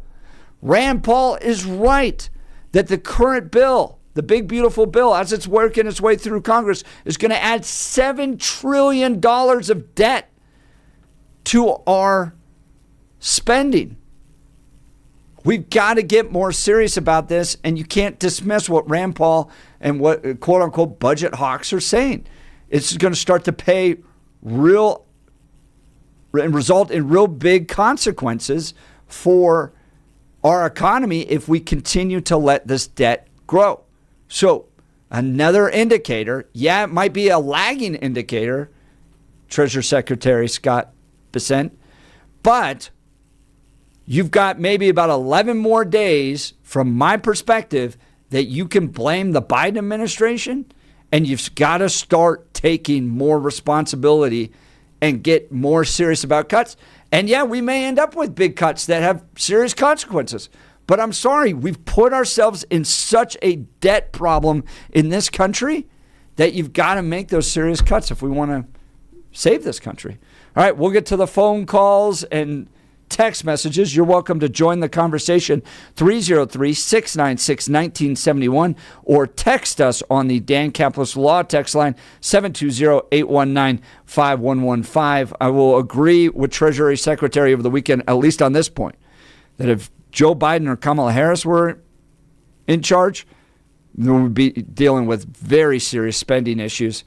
But Trump, Republicans, you got to get it under control, and you got to drive it through Congress. You're listening to The Jeff and Bill Show. This is Denver's talk leader, News Talk 710 KNUS.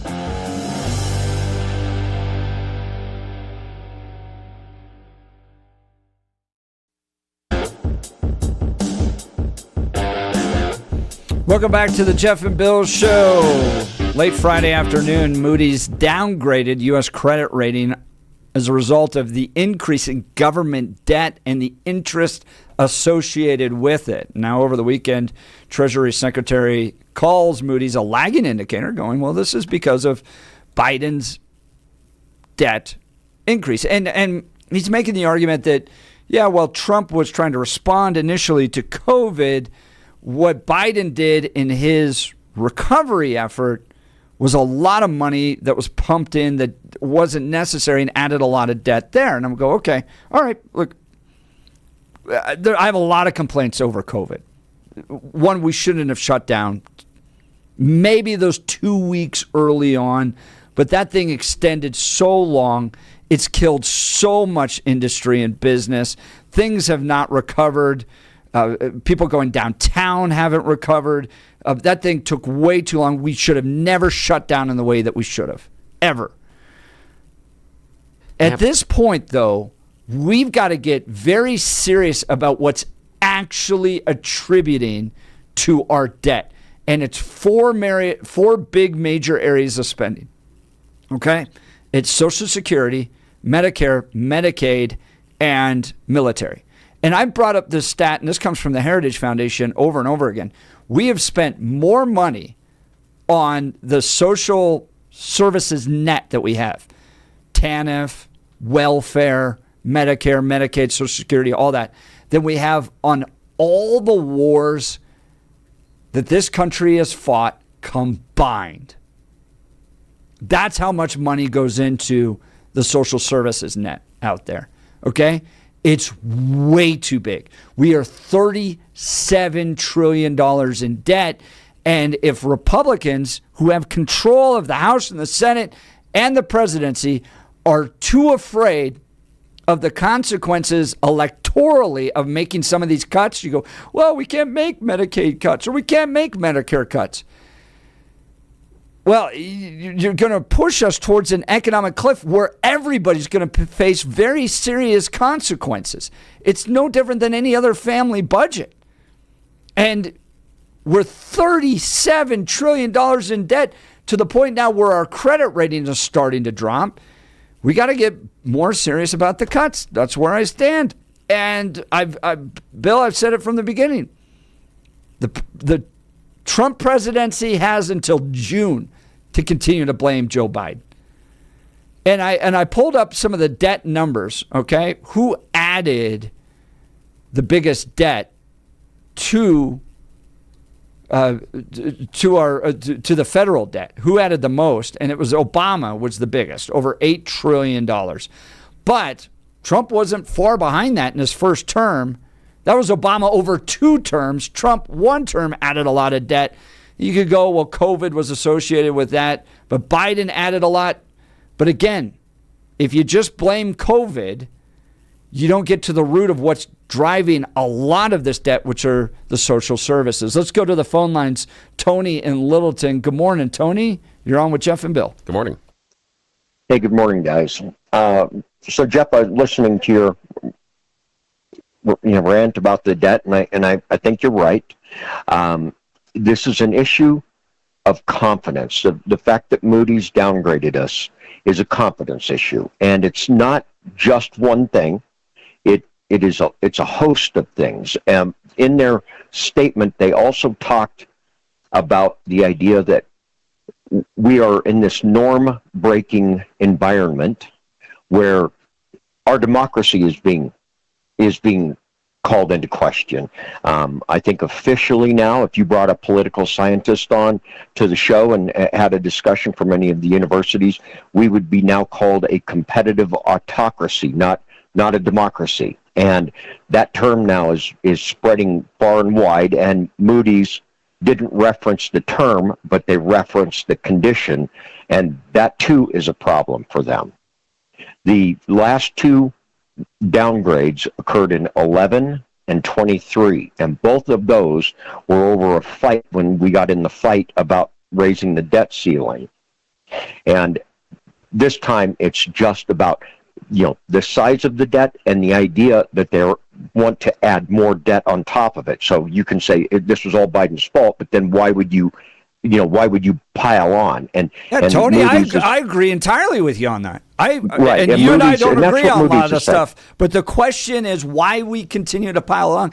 Look, this is going to be something that's blamed on both sides, right? Because right now, if you go to Jason Crow's Twitter account, it's, oh my God, the amount of Medicaid people that are going to lose as a result of this. And, the left will cry about the amount of people that are going to be cut off of this stuff. The CBO has said that 13 under the present bill, the one that just was approved by the committee, as you noted correctly, not the Congress, but the Finance Committee, that will cut 13.7 million people off of Medicaid. Whether that's a good thing, bad thing, I'm not going to make a judgment call. I'm just simply saying it's a CBO that is saying it's that number.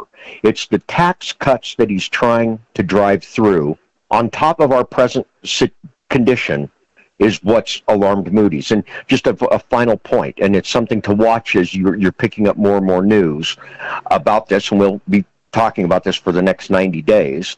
In the last couple weeks, countries have started buying record levels of debt from Japan and Germany. They trust their debt over ours, and that's alarming. And because why do you think that is, Tony? Well, they've lost confidence in us. They don't know. They don't. And I mean, I'll give you an example. The plane that causes countries to lose confidence. They know we have an emoluments clause that says a president can't take a gift. That's Tony, what I'm saying. We were aligned until you bring in the plane. Look. Let me finish this statement. All of the things that cause our democracy to look weak to investors on the outside, regardless of what you think or I think, this is just the facts. When they see things that make it look like our democracy is getting weaker, they become untrusting of our debt. And remember, Tony, have BRICS out there. Why not look at our over leveraged social industries with Medicaid, Medicare, our social safety net? Security? The social safety net is certainly it's clearly an issue. It's clearly an issue. But what's compounding it now is they're seeing a weakening of our democracy, and that's what's alarming them. That's why they're going to places like Germany and Japan and putting their money there into debt because they trust theirs and don't trust ours. Germany has a better democracy? The democracies get rated. And there's just rating agencies for that. And ours has been downgraded severely in his first term, and it's now being downgraded in his second. I've never heard of a rating of democracies. Where is that? There are. There's an organization that does 3 or 4. Yeah, The Economist is one of them. The Economist is one of them. There's 4, and that's a right-leaning magazine. They're one of the 4, and I always look at 4 different ones, and I just can't recall the names of the 3. In all of them, we've been downgraded to mid-30s. Canada, as an example, would be mid-20s. As an example, we're now getting into the neighborhood of Tajikistan. We've fallen that much. And well, don't, you know what, Jeff, don't laugh We're not down with Tajikistan. America's fine. In fact, the next hour we're going to talk about how much Phil Weiser's suing the president. So I don't know if it seems like our democracy is perfectly fine. But when you are attacking, look, this is just it's 1,000 paper cuts. It's never all at once. It's not like there's one big event that causes it. It's the attack on colleges. It's the attack on the courts. All of that is what rattles investors around the world, and that's why they're buying other people. And if now I'm telling you a fact, they're buying debt from other countries. You then can decide. You can decide what the reason for that is. If you don't want to, if you don't want to buy into the threats to democracy, then then you come up with the answer. Well, you and I agreed on a few of those things. I appreciate the time today, Tony. Thanks for the time, guys. All right. That's Tony. Tony's line will be open, 303-696-1971, or text us on the Dan Caplis Law text line, 720-819-5115. All right. We're going into Congress right now. Big battle over the budget. And Moody's, at this point, downgrading U.S. credit rating as a result of our debt. Do you want to see more cuts as a result of it? Do you want to see higher taxes as a result of it? What do you do to get us out of this debt problem? For me, it's not a taxing problem.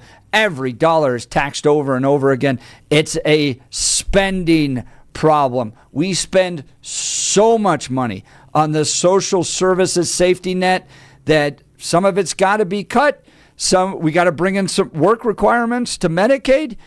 It's got to balance out on the spending side, but I'm open to debate. Give us a call, 303-696-1971, or text us on the Dan Caplis Law text line, 720-819-5115. You're listening to The Jeff and Bill Show. This is Denver's Talk Leader, News Talk 710 KNUS.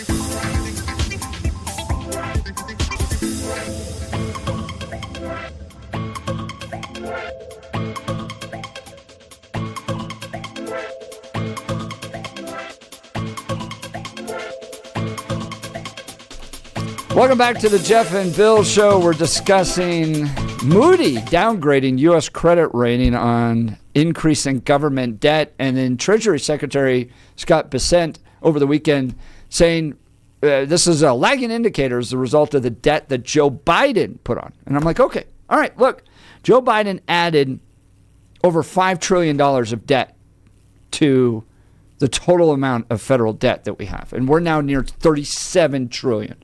Okay, Obama added the most. But Republicans, you're in control right now, guys. We're working through the big, beautiful bill, and I know that Trump doesn't want to make some of the really big cuts, but some of these are necessary, guys. And look, there's a text message here, 7586. All right, so MAGA wants the baby boomers to die under bridges. But the flip side of that, 7586, is that all their grandchildren and great-grandchildren are inheriting federal debt, a growing federal government that is taxing more, that is driving down the power of the dollar, that's weakening our economy. So, okay, if that's what you run out there and you say, you go, all right, if we don't make these cuts, people are going to be dying under bridges. Meanwhile, all their grandchildren and great-grandchildren are inheriting all this debt. Moody's credit rating is starting to drop. There are signals coming. And at a certain point, it's going to be a cliff that we just run right off of. All right, if the answer is we need to raise taxes, look, at least we're acknowledging it's a problem. But right now, we're not even acknowledging it's a problem. It's just 37, 40 trillion, 45 trillion. So it's either just monopoly money that we're just you just print. Who the hell cares? What's the difference between $45 trillion of debt and $30 trillion of debt? Just keep printing the money and we'll just go on about this. Or you actually have to address the problem. Then we can start to debate it. Now, here's the thing. I'm of the opinion Republicans, with very few exceptions, don't care.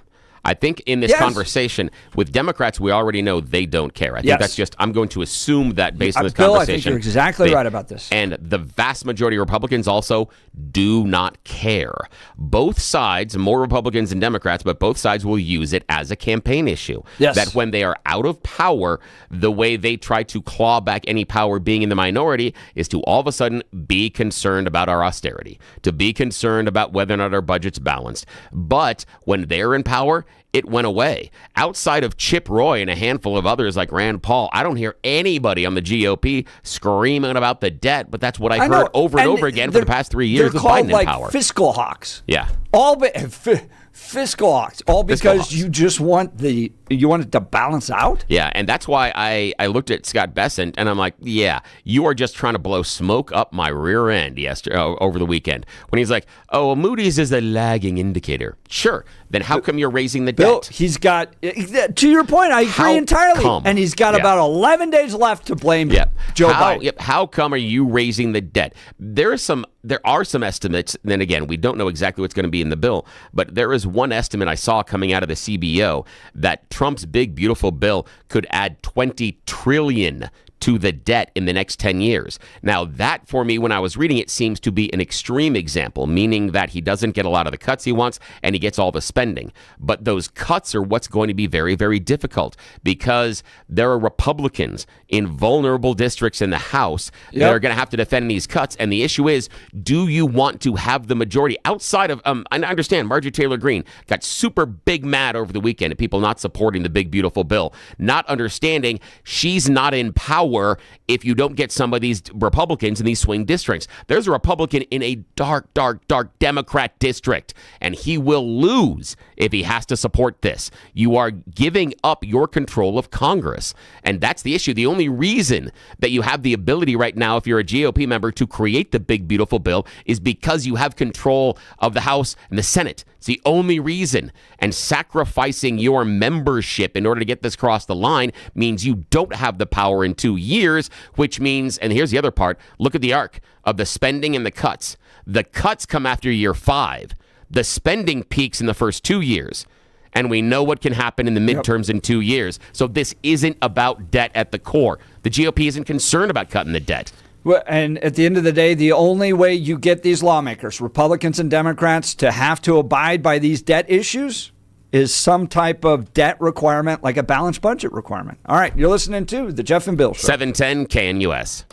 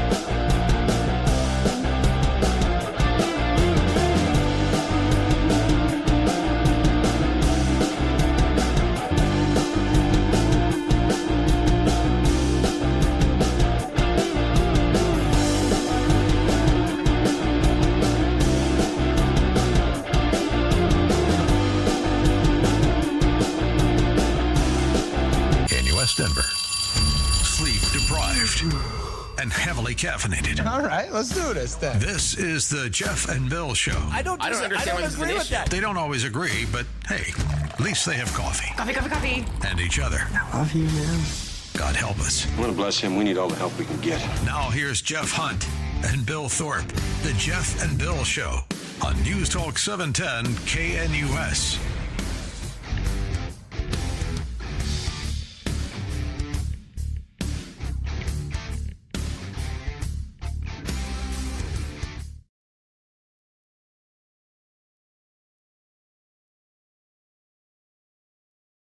Well, it's 8 a.m. in the Mile High City on this Monday, May 19th, 2025. Good morning, Denver, Colorado. You've tuned in to the Jeff and Bill Show, News Talk 710 KNUS. I'm your co-host, Jeff Hunt, along with Bill Thorpe, bringing you the freshest insights and hottest takes from the right, left, and center. Coming up after News and Comment with Blake Olson. Oh, there's this great glowing piece in the Denver Post over the weekend about Phil Weiser and him taking on big bad Donald Trump, all ready to tune this term alone 20 lawsuits against Donald Trump.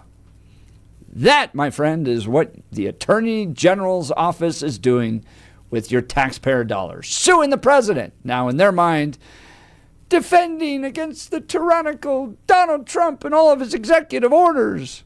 But in my mind, an effort to elevate Phil Weiser to become governor. This is all politics. We'll get into this and more. Now it's time for your morning dose of news and comment with Blake Olson. Blake Olson. Blake Olson, news and comment. Happy Monday. It's 53 degrees, mostly cloudy in Denver. Expecting a high of 63 today. It's going to be a little cooler today. The 7-10 5-day forecast coming up. Our top story, former President Biden has stage 4 prostate cancer, and the American people are supposed to believe that they just found out another cover-up may be one of the biggest in American history. Dr. Vin Gupta on MSNBC this morning. It is interesting to note that President Trump's, President Obama's, and President Bush II, in their most recent physicals, in their terms of office, obviously 2025 for President Trump, did comment on their PSA levels. And so they got screened while in office, and they commented on it. It's not easy to access the most recent ones from President Biden. You can read the summary articles. I couldn't access it on the archive site on the White House just before I came on. But according to those that were able to, there is not a report of a PSA test on the most recent physical that was read out for President Biden's last year in office. Last summer, Dr. Kevin O'Connor swore to the American people that Biden was completely fit for the presidency. Today in the Rose Garden, DJT will sign the Take It Down Act with First Lady Melania. The Take It Down Act will protect victims of digital exploitation, hold internet platforms accountable by requiring them to remove such imagery from their platforms, and provide justice for victims by allowing prosecutors to go after those who publish non-consensual explicit images online. The White House is hoping for a successful phone call between 47 and Russia's President Putin today on the topic of a ceasefire in Ukraine. Officials from Russia and Ukraine held their first direct talks in years on Friday and agreed to a prisoner swap. Then Sunday, Ukrainian little guy Zelensky and VP J.D. Vance spoke in Rome, where Zelensky said they had a good meeting. A deadly Mexican Navy training shipwreck into the Brooklyn Bridge over the weekend. NBC's Rory O'Neill on with the fellas this morning. The ship appeared to be going backwards when it actually collided with the bridge, snapping the 3 masts, as you said, while the cadets were up in the rigging, essentially for the big sail away. They had been in New York for about 4 days, and they were departing. They were supposed to be going out of New York, not up the river under the bridge. They were supposed to be going the other way to leave for Iceland when this accident happened. Such a strange scene. Reports this morning saying that the man who died after an intentional bombing outside of a fertility clinic in Palm Springs over the weekend was driven by anti-natalist ideology. That's the belief that there are too many people being born. Too many people, and he wanted to go after all the embryos, and then believes that you need to ask for someone's permission to come into this world? Like, how do you do that? Ah, man. Sick. That guy is dancing with Satan. Yeah, I mean, it's just totally insane, it sounds like. No doubt. Hey, you know who that sounds like, Jeff? Sounds like Hillary Clinton. Here she is, the communist witch, over the weekend lying again. Very blatant effort to basically send a message, most exemplified by Vance and Musk and others, that, you know, what we really need from you women are more children. And what that really means is you should go back to doing what you were born to do, which is to produce more children. Yeah, and what's wrong with that? We need to produce more children. And she continues. And they are talking about, cash benefits for the more children you have. This has been tried, by the way, in other countries, and it has not worked. Or medals. Really? If you have 6 children, while they're contemplating cutting Medicaid, while they have no interest in paid family leave or funding quality child care, She is such a satanic devil. God. By the way, Chelsea Clinton, I think she's worth like $7 million or $20 million or something. What did she actually do? Your one child. So she doesn't like the fact that we want to grow families in America. That's how this country prospers. I hope you know that, Hillary. She doesn't know that. A bicycle rider is dead after a crash in Boulder County. The Colorado State Patrol says a man was riding a bike in the area of 95th Street and Avocet Lane just before noon on Sunday. A blue Toyota Highlander with Colorado license plates allegedly hit the rider and then left the scene. The man died after he was taken to the hospital. The State Patrol says the suspect vehicle has heavy front end damage and missing a windshield. The Nuggets were facing elimination in the second round of the playoffs on Sunday, and they lose to Oklahoma City 125-93 under interim head coach David Adelman. They were banged up, injured, sick during the playoffs, but they made it just one win away from making it to the Western Conference Finals, but unable to do it. Now, would he like to be considered, or will he be? Of course he would like to be considered as the next head coach of the Nuggets. Will they give him a shot? I don't think it's time for me to think about that. We just lost Game 7. Our season's over. Decision makers will make that decision. Obviously, blessed to have this opportunity, take the helm and lead this team. Something, obviously, if I'm not back next year, I'll obviously never forget this. It's been an incredible experience. And to have the buy-in from the guys was really special for me. 50 in Brighton, 49 in Castle Pines, 53 in Denver. The decision makers making decisions. Jeff and Billy continue. News Talk 710 KNUS. Your 710 5-day forecast here in Denver on this early Monday. Partly cloudy skies, temperatures around 45 by daybreak. Then for the rest of your Monday, increasing clouds with showers and thunderstorms a good bit this afternoon, continuing through this evening. Highs around 65, lows in the low 40s. For your Tuesday, early sunshine with afternoon showers and thunderstorms, highs in the mid-60s. Weather sponsored by Colorado's Best Roofing, reminding you to protect your home from the harsh Colorado weather and schedule your free no-obligation roof inspection today at roofingcolorado.com. That's roofingcolorado.com. I'm meteorologist Patrice Sutter in the 710 KNUS Weather Center.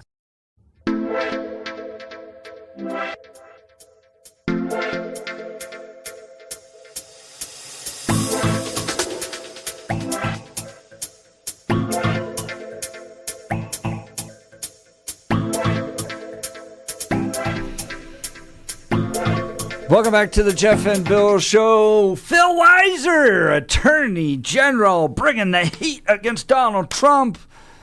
20 lawsuits and counting. Holy cow. Do you like that this is what your Attorney General's doing, especially in light of all the other challenges we're facing around crime, property theft, car theft, drug overdoses, cartel activity, illegal immigrants. He wants to fight the state's ability to coordinate with ICE, meanwhile suing Donald Trump. The direction, and I raise this because Phil Weiser wants to be governor of the state of Colorado. And do you see what he's done so far and go, yeah, that guy's worth being governor? Interesting piece in the Denver Post, kind of fawning about how great it is. Phil Weiser is out there fighting all these executive orders, and it's because of Donald Trump's executive orders that Phil Weiser needs to be a part of so many lawsuits. Now, some of these he's initiated, others he's joined with other states, but he's spending a lot of time, and the state capitol allocating $4 million in the midst of a $1.2 billion budget shortfall, $4 million to fight these lawsuits. The piece in the Denver Post talks about during Trump's first term, Phil Weiser joined or initiated 11 lawsuits against Donald Trump. We're barely 100 days into this new term. He's already got 20. So how do you feel about this? I went back and looked at some of Phil Weiser's first 11 lawsuits. What was he suing in Trump's first term? Were they successful? Was it worth the money?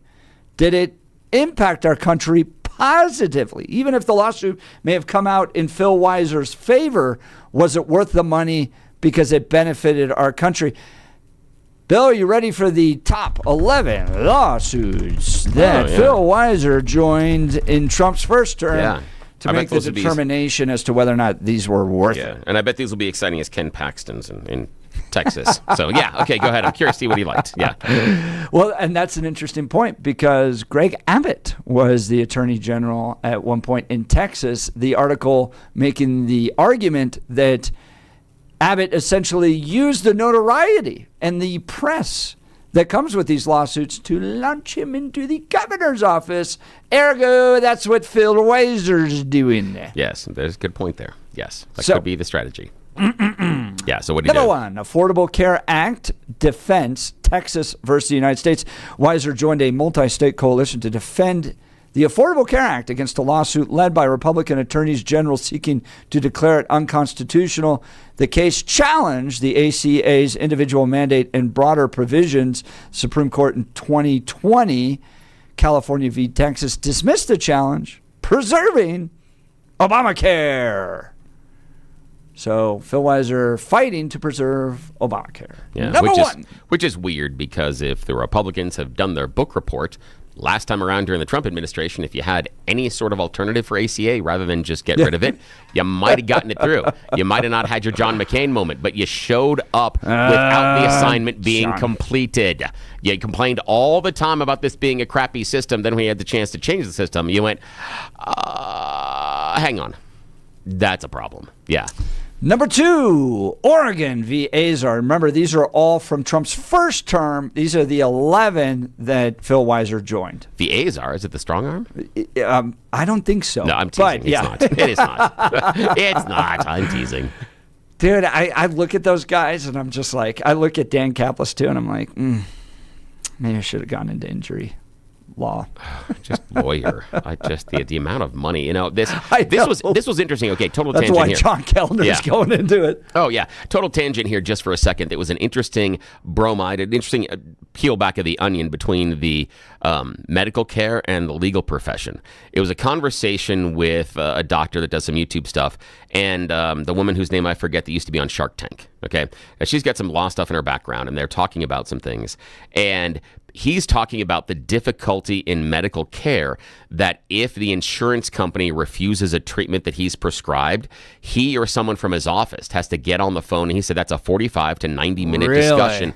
And he said they have to sue. Huh? Yeah. And he's like, so what he says is this. He said, you want to understand sometimes why medical care is getting out of control. Yes. He's like, as a doctor, he said, do you want me not spending time with my patients and instead being on the phone to argue with the insurance company? He's like, no, you want me in front of the patient. He said, so in order to make sure that I still handle my patient load properly, I need to hire somebody to go and argue with the insurance companies. And he said, and guess what? So if I'm a doctor and I'm arguing with the insurance company over this, guess how much money I'm getting paid during that time? $0. And he turns to the lawyer and goes, tell me the last time that you argued for a patient or client and earned $0 for your time. And they went, oh. And he goes, yeah, that's the problem. I have to, like your client, has to hire somebody to go and argue for me. And that's where some of this, he didn't say all of it. He said, but you want to look at where some of these medical expenses are. But that's the issue, is that it's the idea of the arguing for time. So, of course, the lawyers are going to get on this because the more time they can spend, the more billable hours. So,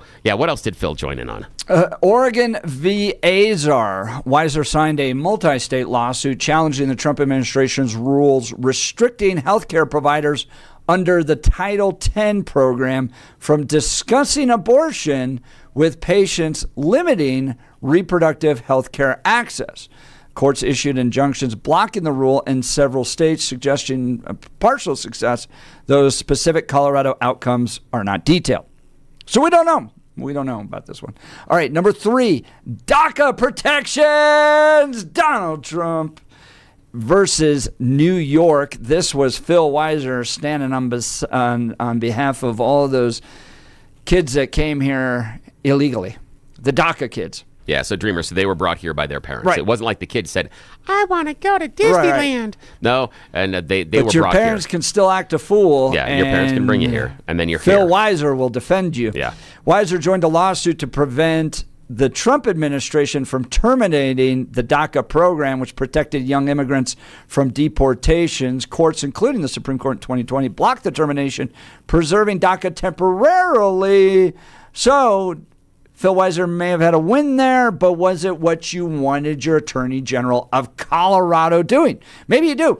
Maybe you're a bleeding heart. You're just so compassionate about these kids that, through no fault of their own, ended up in this country, even though their parents act a fool. We've got to make sure they can go to college and stay here, and we'll provide in-state tuition and all that stuff. So when Phil Weiser spends your tax dollars to go defend them, you appreciate it. Or maybe you're of the conservative mindset that I'm sorry your parents brought you here, but the fact that we're going to keep you here, we're going to pay for your college, all that other stuff, not right, and I don't want my Attorney General fighting for it. That was number 3. Number 4, Clean Power Plan rollback. New York versus the EPA. Weiser signed on to a lawsuit with 28 states and cities challenging Trump administration's rollback of the Clean Power Plan, aimed at reducing carbon emissions from power plants. The case was ongoing when Trump left office. The rollback was later vacated by courts. So those Clean Power Plan policies from the Obama administration continuing, and Phil Weiser was part of that effort. So we've got socialized medicine, we've got illegal immigrants, and now we've got the green energy stuff. Number 5, vehicle emission standards, California versus the EPA. Weiser filed a brief supporting a lawsuit against the Trump administration's decision to revoke Obama-era vehicle emission standards impacting air quality and climate goals.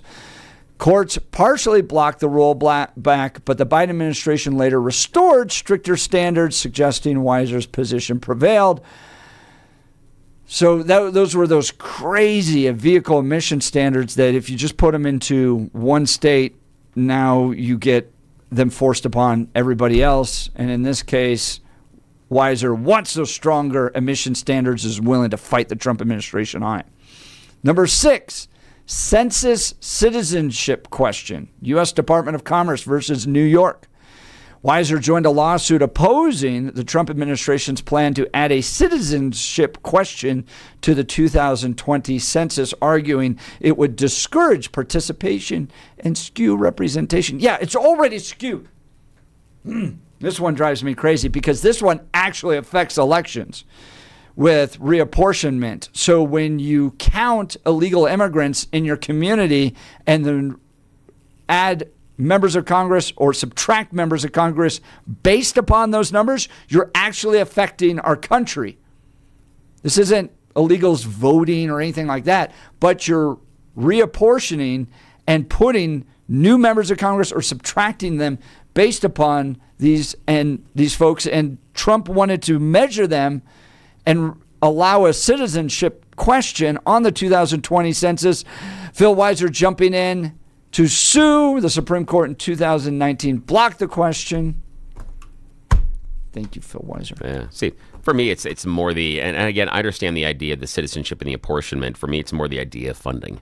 And so there are numbers that I think are germane to educational funding, transportation funding. We shouldn't stuff like be paying for their education. Their health care, but we their are. Transportation. No, we have to, though. Because Why do we have to? Hang on a sec, though. Are you telling me, like, okay, as This is a part where it gets a little bit into, and I hate to bring it in here, a little bit as far as our shared faith, that if you had someone that is not here legally but shows up injured at the hospital, would you tell the hospital, let them just lay on the street? Well, the hospital can care for them based upon private fundraising. Well, why does it have to be private? Why couldn't we as a society take care of them? Because as flowers draw bees, so do funding services draw people to them. And so if you're a country that provides those types of services, illegals know that if they just get across that border, education will be provided, health care will be provided, and you got to send a message to the people in the rest of the world that just because you cross that border doesn't mean those services are applied to you. Yeah, and the other part, then what do you think those people are going to do when they're here? Go home. What are they? No, they're going to do crime probably, because you're not getting them to integrate. You're not getting them into the system. And the idea, and again, I don't want them to integrate. And again, I want them to go home. Again, the idea, and some of these people in the citizenship question could also be green card holders and people that are going through the process. They could have the citizenship later on, but again, it serves total number of population, and I do think that's germane. And if we are talking about the idea that we are a country that is based on our shared Judeo-Christian values, I have a hard time believing that what we need to do is, nope, when you're here, however you got here, the one thing we're not going to do is educate you and make sure that you have medical care, especially in the extremes. I'm not talking, again, we don't service things, the little things. We're talking about extremes when someone shows up at the hospital with a broken leg, and that our society that's based on the Judeo-Christian values wouldn't be the Good Samaritan. I have a hard time believing that. That's the part that really sticks with me. If we are going to lean into the faith. Two options. One, it doesn't need to be taxpayer funded. If you have a Catholic hospital that wants to pay and raise its own money from its own parishioners to pay for that type of stuff, that's one thing. But two, you have to come to terms with the fact that when you offer these services, you draw people that want those services. And so, I'm sorry, but I don't expect France to pay for my medical care. Why should America be paying for anybody else's medical care or education simply because they got their foot across the border? Now, if that is the reason for, why do we not see larger swaths of illegal immigration into those European countries that pay and take care of health care? Because they have and also stricter take immigration laws. No, but couldn't someone just sneak in like they do here? That's the issue, because we talk about illegal immigration. So when we talk about illegal, those aren't people that are showing up here at the ports. Those are people that theoretically are being trafficked in, are coming in under the cover of night through trucks or swimming across a river. So if we're talking about illegal, because the people at the ports, in order to gain access, you can't go, hi, I'm here illegally, can I come in now? You have to declare asylum. And we can talk about whether or not that's genuine, etc. But you have to make a declaration. So these are people sneaking in. So why don't they see that? One, geography. Right? It's a lot easier to just walk up through Mexico than it is to try to get into Europe. But two, it does happen over there. And you saw it happen from Syria into Greece and all those challenges. And they were a major strain upon their social services. But I guarantee you, none of those European countries have as lackadaisical immigration laws as we do in this country. Yeah, I'm just saying that if the Vatican doesn't, Bill. The Vatican's right there. It doesn't. But if the honey draws bees, then they should be going to where more of the honey is, if that's the theory behind it. If not, if like you said, there are issues of geography and other things, then maybe it's not just possibility of free services. Maybe it's something else. It's both and. But in this case, we're talking about whether or not they should be included in census. Yeah. In order to record where those services should go. Like Denver, if you're going to allow illegal immigrants and your budget's going to take a hit, well, then your own citizens are going to have to pay for that. It's not right for at least federal taxpayers to pay for it. Let's see. Do we want to get to the phone lines here, Bill, or should we keep reading? Yeah, we can do whatever you want. What do you feel like? Let's go to the phone lines. Okay, cool. And then I'll get into these other ones because I think it's a good question. If you're going to laud Phil Weiser for suing the president, well, what did he do during the first term? And was it worth the taxpayer dollars? Like, do you appreciate the fact that Phil Weiser defended Obamacare in the courts, that he defended the Dreamers, that he defended these Green New Deal plans, that he's spending taxpayer dollars on that, and illegal immigrants and their ability to be recorded in the census. Do you go, I'm so glad he spent my taxpayers there? Meanwhile, taxpayer dollars there. Meanwhile, Colorado's dealing with property crime issues, violent crime issues, car thefts, drug overdoses. This guy wants to be governor, has a good shot at it. We'll continue this conversation. Let's go to Frank in Denver. Good morning, Frank. You're on with Jeff and Bill. Thanks, guys, for your show. I'm going to begin and end this conversation with the same idea. Number one, this country does not have a chance unless there's a fundamental change in the Democratic Party and what it is trying to achieve. Number two, this country's one of its biggest existential threats is the debt bomb, and we can have in this country, because we're so rich and have so much potential, all we need, but we can't have all we want. And I don't know how many years ago it was when Congress stopped giving people that, only what they needed, and started giving them what they wanted because they had the loudest crying voice.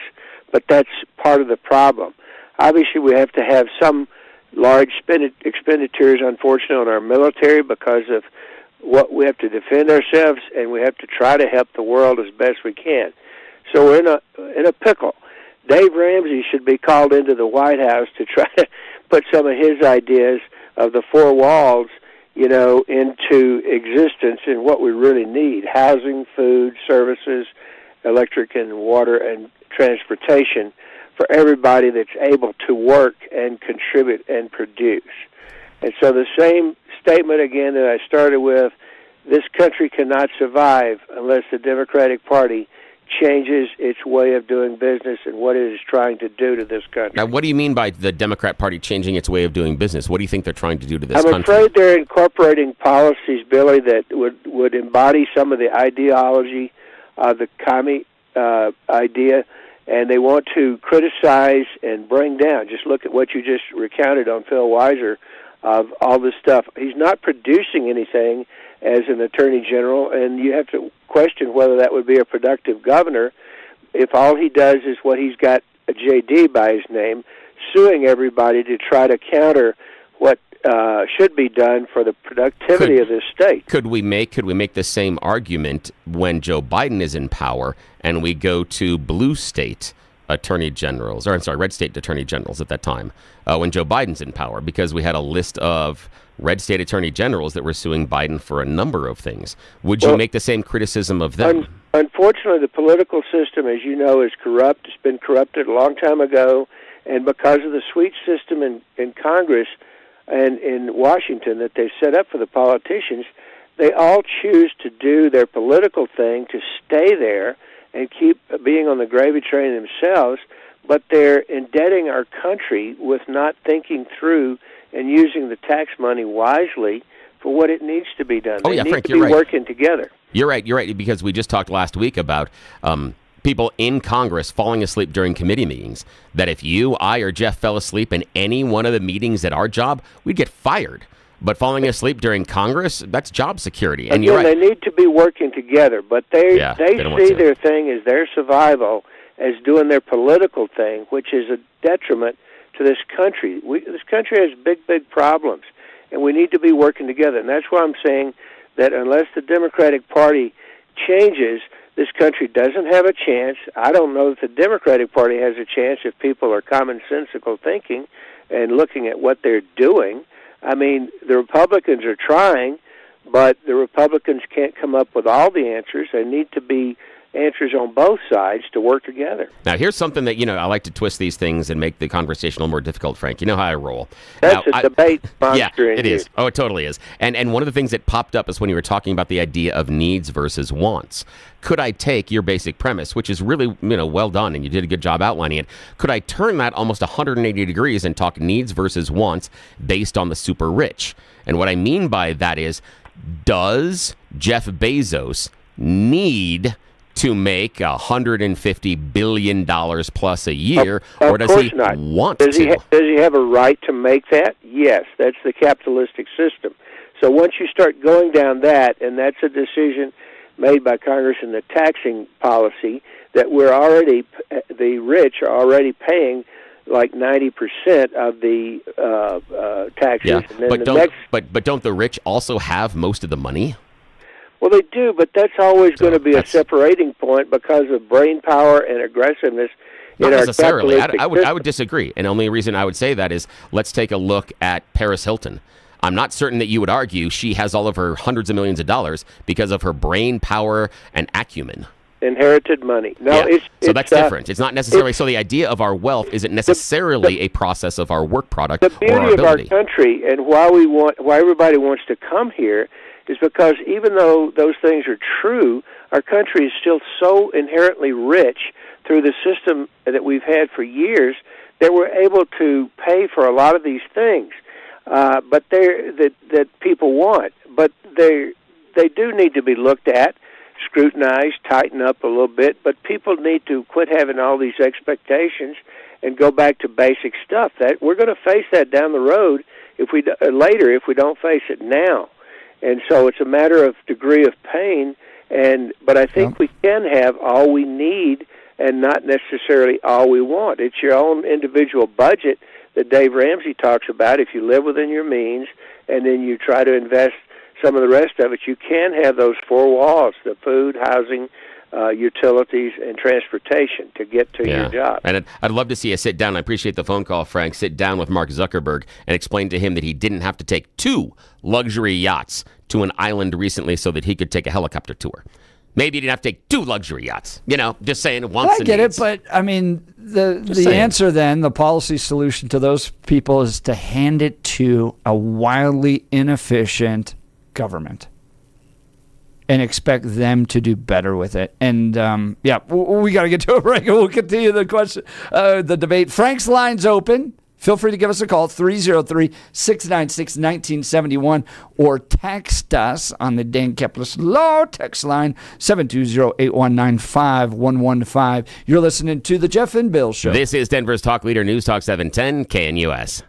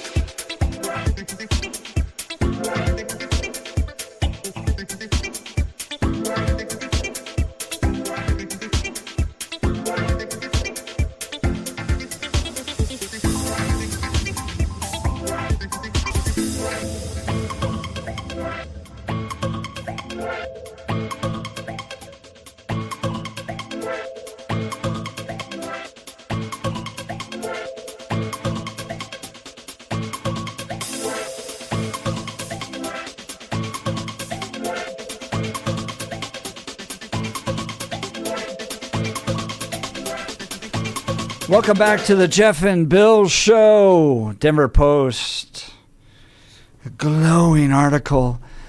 Phil Weiser is part of 20 lawsuits against Donald Trump.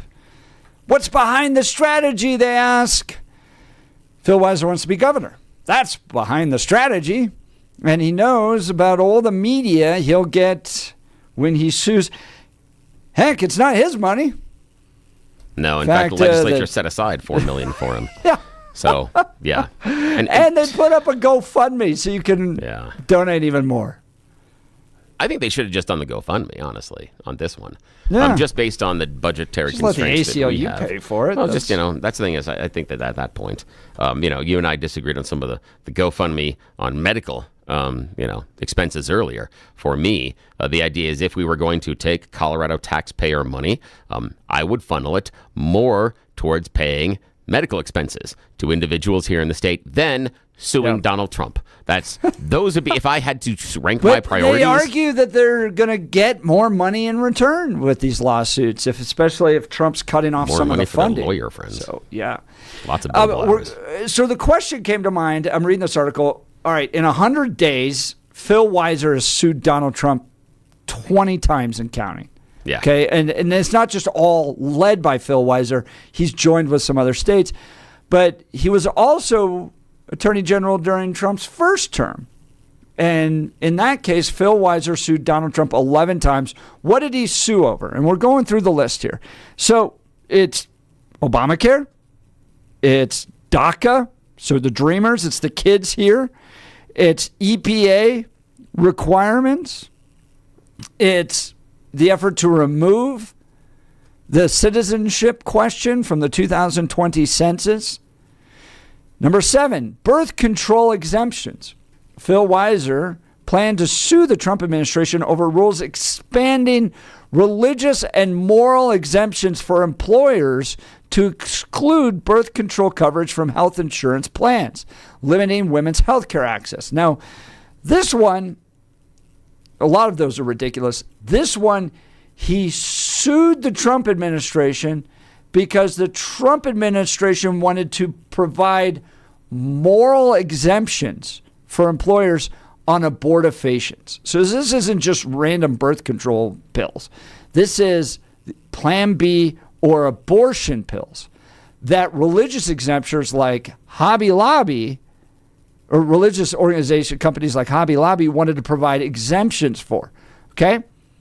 Your attorney general took your money and sued the Trump administration over exemptions for little Christian businesses from having to provide abortifacients in their health care coverage. This one says outcomes are not specified, but similar lawsuits led to injunctions blocking the rules in some jurisdictions, and then you ended up with Supreme Court cases on this one. God forbid those little Christian companies don't want to provide health care with abortifacients. My goodness. Immigration enforcement and federal grants. Number 8, Weiser initiated a lawsuit challenging the U.S. Justice Department's decisions to withhold law enforcement grant money from Colorado due to its refusal to comply with federal immigration enforcement stipulations, i.e. sanctuary city policies. And those lawsuits are working their way up through the courts, and again, he's joining on these cases. So he wants to sue in order to get grant money that would come in for law enforcement when that money has been pulled away because of sanctuary city policies. Number 9, public charge rule. Mayor and City Council of Baltimore versus Donald Trump. Weiser joined 17 states in filing a brief supporting Baltimore's lawsuit against the Trump administration's changes to the public charge rule, which made it harder for immigrants using public benefits to gain legal status. Courts blocked the rule, and the Biden administration later abandoned it. So again, standing on the side of illegal immigrants. Number 10, this one was so stupid. Do you remember this one? the Navigable Waters Protection Rule. Remember when Obama was like, yeah, you know that little pond on your property, farmer? It's now a navigable water, therefore falls under federal jurisdiction.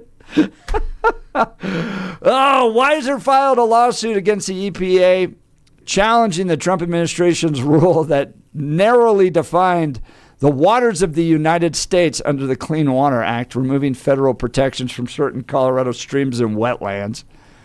Courts vacated the rule in 2021, a win for Weiser's position on this one. So he wanted to go back to, and we're not talking about big lakes and streams, but ponds. Weiser wants to go back to your little pond on your farm being a waters of the United States definition. And then what's that? I hope that happens. Because as soon as that happens, then what we're going to do is we're going to go down to City Park and we're going to push a boat out into the middle and establish our own offshore casino. They can't touch us. That's what we're going to do. We're going to go down there. That's what we're doing. That's what we're doing. Oh, Bill, that's awesome. Yes. That's hopefully it'll be next to me as I get arrested. And yes. then pirated radio. You remember when they used to yes. have radio offshore as well? Absolutely. We will do that as well. We'll go down there. In fact, we'll make the boat look like a pirate boat. And we'll put eye patches on us. Yes. Yes, absolutely. Brilliant. And the number here in Denver. Number 11, border wall emergency declaration. Weiser joined a lawsuit challenging Trump's emergency declaration to fund a southern border wall. You remember that one? Arguing it violated congressional authority over appropriations. Courts issued injunctions blocking the use of certain funds. So, according to Grok in their analysis, Phil Weiser won roughly half these, or with favorable lawsuits, in about 5 to 7 out of the 11 lawsuits against Trump. But I want to go back to the issues, okay?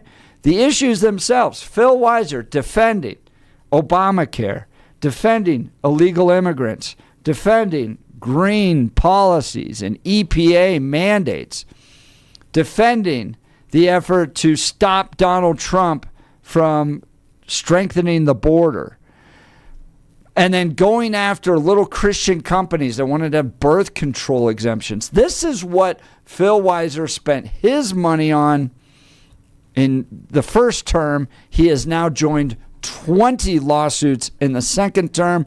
Are you proud of him? Bill, look, I went down to that Bernie Sanders rally, and I'm sitting there going, the 30,000 people here is the biggest rally I've seen since Romney at Red Rocks. That was 10,000. 30,000 people, all big Bernie bros and gals. Yeah. And I just go, yeah, the voter of Colorado is just going to cheer this along. $4 million of taxpayers' funding of lawsuits, make it $40 million, and then make this guy governor, and we're going to just continue to march down this road. We're just a deep blue progressive state, arguably the most progressive state in America, I think, at this point. So yeah, we're getting close. Denver Post writes this glowing article about the 20 lawsuits Phil Weiser's already joined. Now, there are a couple of things in that. One is, like the build the wall thing. I was supportive of him suing Donald Trump over that, but not for the reason that Phil was. Because if it was me, and it probably wouldn't have worked necessarily in court, I would have said, he said giant Mexican check. Where is Mexico check? That would be it, is that the funding should not have to come from the U.S. taxpayers when he said it was going to come from our southern neighbor. So that would be the issue for me. And I don't want to hear anything about, well, since we're doing this and we're spending less money on it, then Mexico's technically paying. No, dude said big check.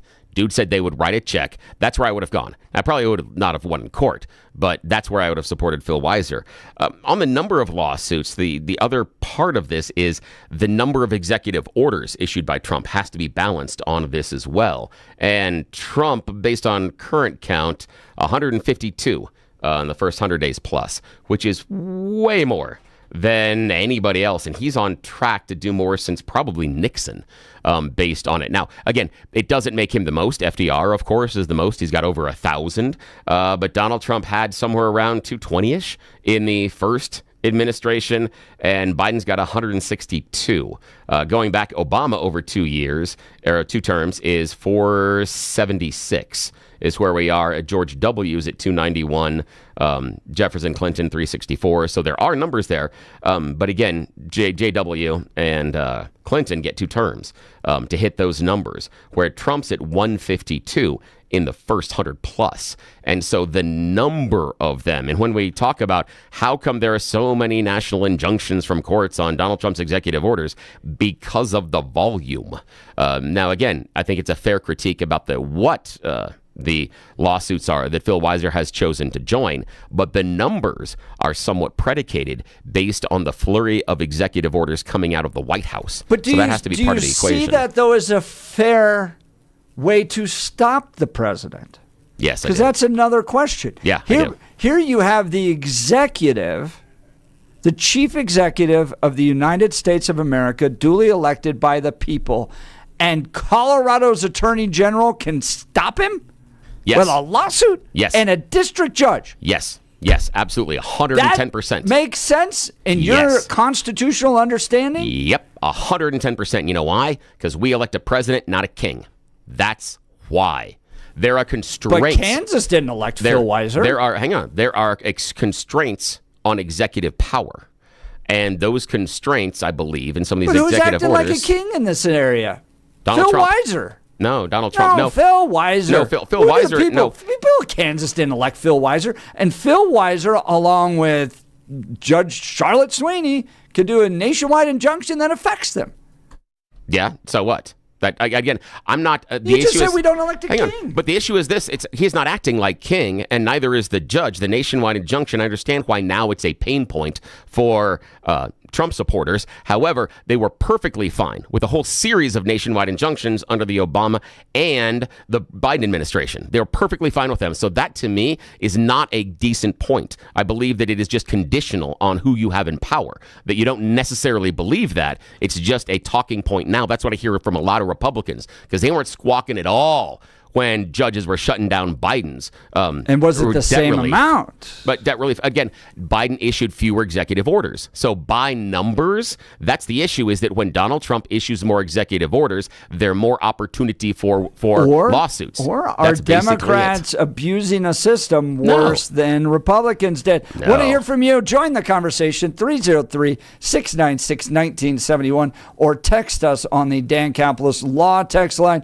And is Phil Weiser really doing this to support the people of Colorado, or is he wasting your tax dollars to become governor? Oh, a lot of it's to become governor, 720-819-5115. That's where you and I are real close. Yeah, a lot of this is politics. A lot of this is politics. You remember when Walker Stapleton was doing his ads? Oh, yes. And had the Colorado givebacks or whatever? Yeah. All right. You're listening to the Jeff and Bill Show. This is Denver's Talk Leader, News Talk 710 KNUS.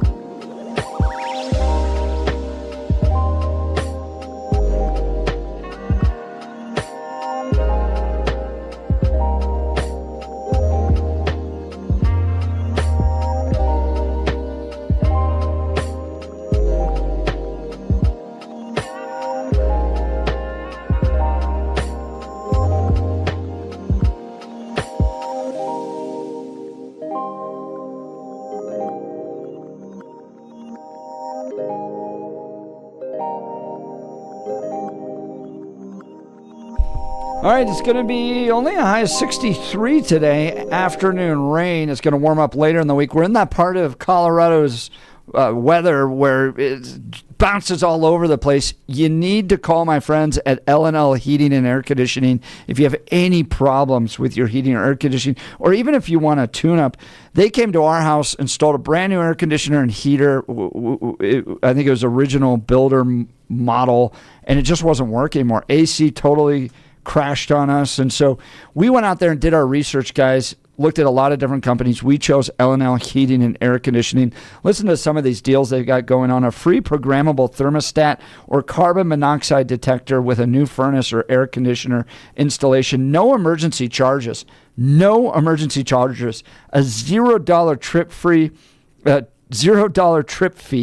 Price match value guarantee on equipment. Free estimates. They're licensed and insured and have a 5-year labor warranty. Everything works great at our house, and our family couldn't be happier. So give them a call, 720-851-1691 or bestdenverhvac.com. That's bestdenverhvac.com. Again, 720-851-1691. Give L&L Heating and Air Conditioning a call. All right, we'll continue with your phone calls and texts. You're listening to The Jeff and Bill Show. This is Denver's Talk Leader, News Talk 710 KNUS.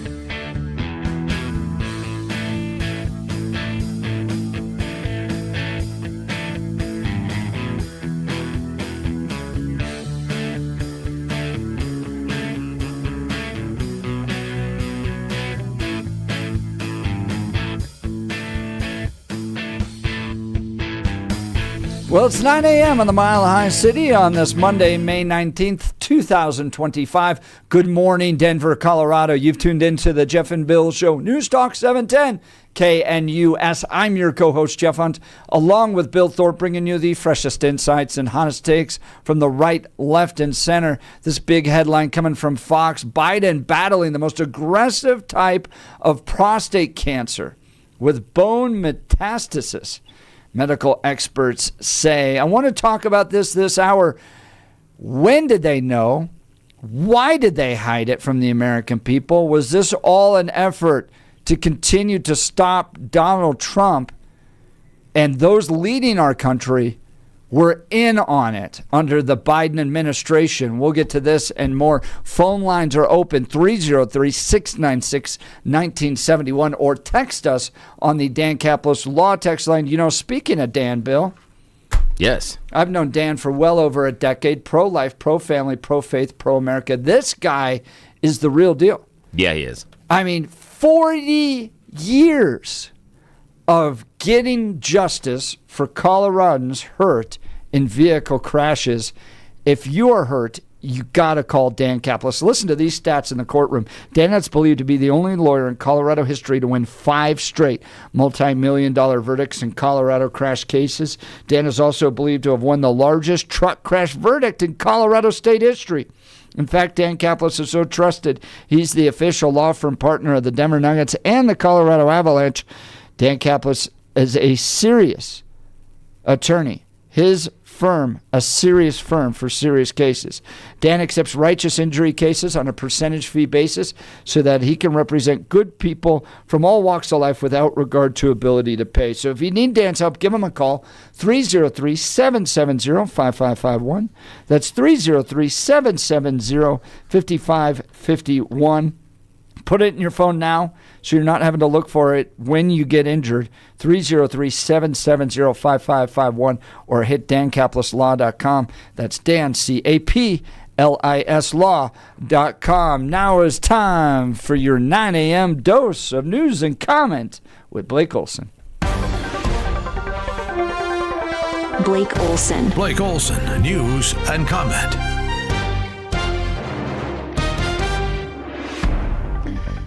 Happy Monday. It's 53 and mostly cloudy in Denver. Expecting a high of 63 today. The 710 5-day forecast is coming up.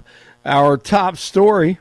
Oh, more than several years. You don't get prostate cancer. I just want to stop you. So this is not speculation.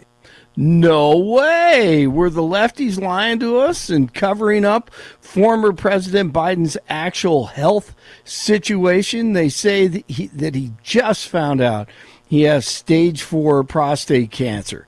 Dr. Zeke Emanuel on Messy NBC. If you have prostate cancer that is spread to the bone, then he's most certainly, you were saying, had it when he was president of the United States. Oh, yeah. He did not develop it in the last 100, 200 days. He had it while he was president. He probably had it at the start of his presidency in 2021. Yes, that I don't think there's any disagreement about that. Integrity at its best. Over the weekend, President Trump posted Truth Social a video highlighting what most people call the Clinton body count, which is the strange number of suicides that seem to happen in Clinton circles. The press briefing room is so great now. Zero Hedge asking this morning about the video that DJT put up over the weekend, highlighting all the mysterious suicides surrounding Bill and Hillary Clinton. What a beautiful family they are. Once again, exposing corruption on the left. The free press has returned. I have a headline here from the Washington Post that said, Trump peddles false conspiracy theories tying the Clintons to several deaths. So I just wanted to highlight real quick, this wasn't in Trump's video, but this is from the Arkansas Times. And it's the death of Mark Middleton, who was a former Clinton White House aide, who was found dead on a Clinton Foundation property. And I'll just quote from the Arkansas Times. Middleton apparently shot himself in the chest with a shotgun and also hung himself from a tree with an extension cord. So I have no idea how somebody commits suicide that way, but if the Washington Post is here, maybe you can enlighten us as to how that was actually a suicide. 47 and the press going hard on the corrupt Clintons this morning, and the same weekend that their buddy, former FBI Director James Comey, was being investigated for his 86-47 post with the seashells. They should all be in jail. Here's Hillary over the weekend ripping having a Christian nation and big families. Return to the family, the nuclear family, return to being a Christian nation, return to, producing a lot of children. Oh, my goodness. Which is sort of odd. Yeah, it's odd. Dare for her. Dare them. I mean, how dare them? Hillary, go. I would love to hear your comments about Afghanistan and what they're trying to do there. Please share with us your thoughts on Muslim leadership of a country. Exactly. I wonder what she would say. It's so difficult to figure that out. She is so gross. Just so wrong. Anti-American. They're anti-Christians, anti-Americans. Yeah, 100%. They want just death, darkness, satanic worshiping. That's what she does. Let's see, FBI Director Kash Patel and Deputy Dan Bongino, maybe they'll come up against Hillary in the future. We shall see. They were on Fox News Sunday going after the powerful crooks, but they're not going to act like the previous FBI. Unlike other leaders who previously sat in these seats, we don't prejudge any case. We don't care what party elected you to what. It doesn't matter to us. It's irrelevant. If you broke the law, we are going to find out and we are going to investigate you. And then we are going to discuss that matter with the Department of Justice. And this is one of the things that, if your viewers take away nothing else from this interview, the FBI does not make prosecutorial decisions. You asked in the beginning how the FBI was weaponized. Well, the FBI hijacked the constitutional responsibility of the Department of Justice and the Attorney General, and James Comey and others specifically decided what cases to prosecute and not prosecute. Don't believe me? Go to the videotape in the Hillary Clinton investigation. We don't decide prosecutions, and neither does any agent or intel analyst. We have great partners under General Bondi. We work with them and discuss the matter with them, but the prosecutorial decision is with them.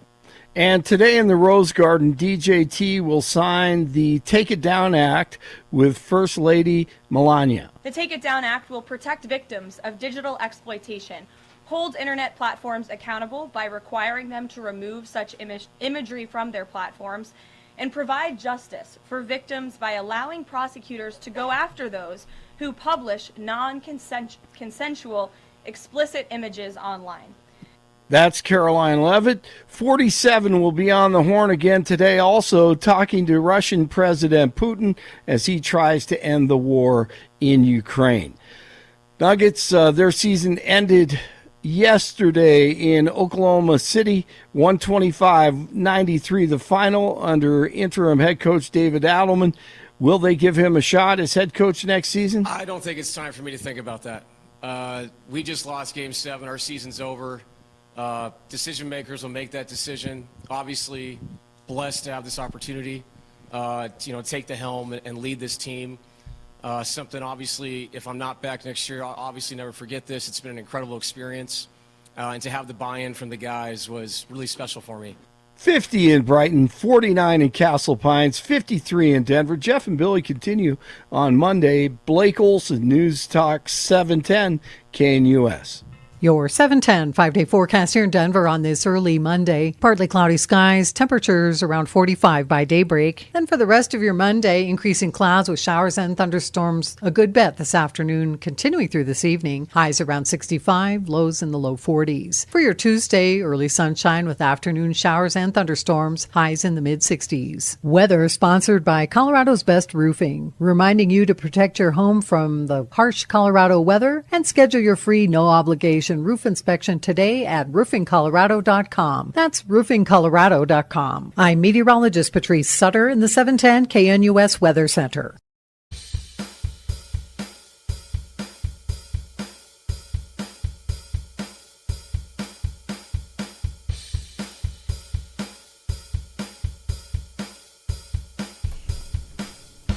All right, Joe Biden battling the most aggressive type of prostate cancer with bone metastasis. Medical experts say, this is Fox News reporting. Former President Joe Biden was diagnosed with an aggressive form of prostate cancer that has a 5-year survival rate of between 30 and 40%. The former president's prostate cancer is characterized by a Gleason score of 9 and grade group 5 with bone metastasis, indicating that it is, quote, pretty far advanced, unquote. Fox News senior medical analyst Dr. Mark Siegel said, it's the most aggressive type. That means it has the highest risk of spread, which obviously he has had. Biden is also presenting with urinary symptoms, which is another sign that the cancer is advanced. Prostate cancer often presents as asymptomatic in its early stages. This was found by physical examination by a prostate exam. A lot of times we find an elevation in prostate-specific antigen, PSA, and then we go after it. I mean, he must have had the best possible care here. I'm a little taken back that this is this far advanced. Siegel said he conducts a prostate-specific antigen or PSA test on every male over the age of 45. The test measures how much PSA is in the blood and is primarily used to screen for prostate cancer. While the PSA test is not always a perfect indicator of prostate cancer, someone who has a rise in PSA automatically gets an MRI, Siegel said. After the MRI, a decision is made about whether to conduct a biopsy. More than 80% of men over the age of 80 years old have some prostate cancer cells in their body. It would be really surprising if they weren't doing a very close screening on this, because everybody knows in the medical community that this is the one cancer in men you really look out for. He doesn't seem to have a lot of risk factors that I would think about other than age. But age is enough, and he's 82, so that's a big risk factor. Doctors will likely treat Biden with hormone therapy. They may also attempt to radiate the lesion found on the bone or remove the prostate altogether. So, on one hand, this shouldn't be shocking that an 82-year-old man has prostate cancer. Like this article points out, 80% of men at that age have some prostate cancer cells in their blood. The big question being, why didn't they know about this earlier when it's this advanced? Which then leads us to believe they did know about it earlier, and they hid it from the American people in these doctor reports that would come about the president, and they did so in an effort to get him reelected, because the critique in 2024 was that he was just too old. He wouldn't be able to withstand another 4 years. He was the initial candidate until the debate exposed how bad he was. And then you have the audio coming out on Friday, too, about how out of touch Joe Biden was. It just seems like a lot of cover-up. Bill, your thoughts? Yeah, now before we go too far into Joe Biden and the out of touch, I just want to take a personal moment to highlight the response of Donald Trump Jr. yesterday. Did you catch that one on the Twitterverse? I saw the president's response, which was Donald Trump prayers Jr. are with, which is very nice. Yeah. Donald Trump Jr. doesn't have to be necessarily as formal. Did tweet. What I want to know is, how did Dr. Jill Biden miss stage 5 metastatic cancer? Is this another cover-up? Dr. Jill's not a physician, you dummy. Yeah. You dummy. So again, before we talk about... That's a low blow. Oh, I'll give you that. Not just a low blow, a stupid blow. I mean, that's really stupid, because you're saying Dr. Jill Biden, she's not a medical doctor. He knows that she's not a doctor. I don't think we can assume that. No. He's criticized her. Because in the conservative movement, it was the idea that Jill Biden used doctor when she has a doctorate of education. And so he's making the claim, he's hearkening back to the fact that she uses the term doctor when she's not a medical doctor. So he's saying, how did she miss the cancer? That's, again, it makes him look stupid. Phenomenally stupid. Not stupid. Oh, it's yeah, a low stupid. blow. No, but not low he blow, knows stupid. what he's doing about that. No, he's intentionally being stupid. Makes him look stupid. That's basically what it is. Well, and he's pointing out the fact that here's the thing. If he wanted to, she's not a medical doctor. If he wanted to, he should have put doctor into quotes or qualified it. He doesn't. He doesn't. He just puts it in plain. And so I'm just saying that when we talk about someone that is obfuscating, when we talk about people, that's an example where that is just stupidity Donald Trump on Jr.'s display. tweet aside, you had a concerted effort by the leadership of the previous administration to hide a very serious medical condition from the American people in an effort to get that guy elected again. Can we justify that? Do we know that it was a concerted effort to hide a serious medical condition to get Biden elected again? Yes. Is that how? How can we draw that conclusion? Because this is an advanced form of cancer. Yeah. Of a guy receiving the very best medical care in the world. Yeah. So either they were completely incompetent and missed it, or they knew and hid it, and then you ask the question, why did they hide it? Yeah, why would they hide it? What would be the reason? What would be the reason? What do you think? What would be the reason for them to hide it? And this is the reason why is because, and this is why I'm questioning some Get him of elected. That's why I think. What do you think they hid it for? I'm not sure. And again, I'm not certain, and I don't think it necessarily helps him per se hiding it get elected. I'm not certain about that because the argument right now is that we just had this audio that's been released with Biden's interview with, what's his name, Wu? No, Hugh. The I the know lawyer. who you're talking about. Yep. And her. Her. Yeah. Yep. Thank you. And it was an HEU in there somewhere. It's amazing my brain even found that. It is. I'm so impressed with you. Nicely done. No, people don't understand this about our job. The amount of information we have to consume. It's like drinking from a fire hose. Yes, at times. all the time. Yeah. And so you have to sit there and you have to pull these things out. So it's her and that conversation. There's this discussion that's been taking place in the last 24 hours in the conservative sphere about the idea that this cancer diagnosis has to come out so that he seems more sympathetic, that we don't examine that conversation, etc. And if this cancer diagnosis makes Biden more sympathetic, I would argue that you could have released it during the process of the campaign to make him more sympathetic. The idea of, hey, Donald Trump, stop bashing the dude that's fighting cancer right now. How can you be so insensitive, questioning his abilities and everything else? Because he's fighting cancer. And what I'm saying is it makes him a sympathetic character. And that's the argument But that's here. the release of it. Why did they hide it if they knew that it was... if you had it years ago. Yeah. And so the idea being, and so what I'm saying is that if you think that they're hiding it to prevent him so he gets elected, I believe that tactically it makes more sense to release it to get him elected because it makes him a sympathetic individual. You have someone, everyone listening to our show probably has someone in their social circle. Yeah, but they're not going to put him in the presidency. That totally confirms that he's too old to be elected. Not necessarily, because we have people that are very young that get cancer as well. Yeah. And that's the issue. And what I'm saying by this is it is an opportunity to say the president is just like me or my family, and they have people doing this. And of course, and again, I'm just saying that if I'm selling it, if I know this happens and he's running for president, then I'm selling the fact that, hey, he's got to do this and he's taking care of this so that he can keep fighting for the American people, and he's got the best medical care, and he's going to come out on the other end and everything's going to be fine, just like your parents and your family did. They came out and they still were able to live a long life. They were doing okay. And the other reason is it provides cover. No, Joe Biden can't show up at that debate. He's going through cancer treatment. No, Joe Biden can't hit the road as often as possible because of the problems he's going through the cancer treatment. It gives you all of these built-in excuses. I do believe with you that this medical diagnosis was hidden.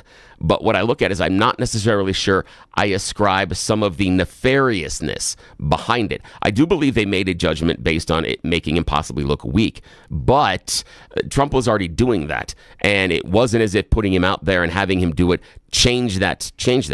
I would have said that putting him out there as a person that is fighting cancer makes him a more sympathetic candidate and allows him to connect on an individual basis in ways that other politicians might not be able to.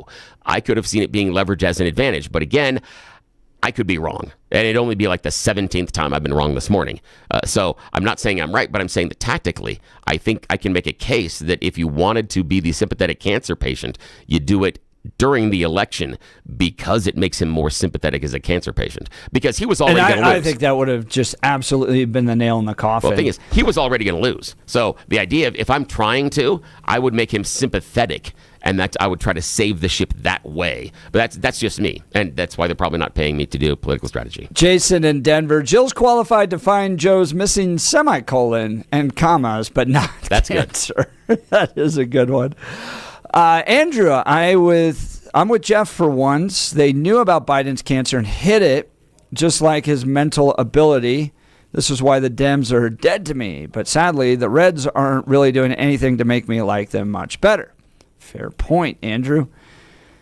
2546, total cover-up on Biden's health. Very sad. Clearly shows how the Democrats are towards seniors.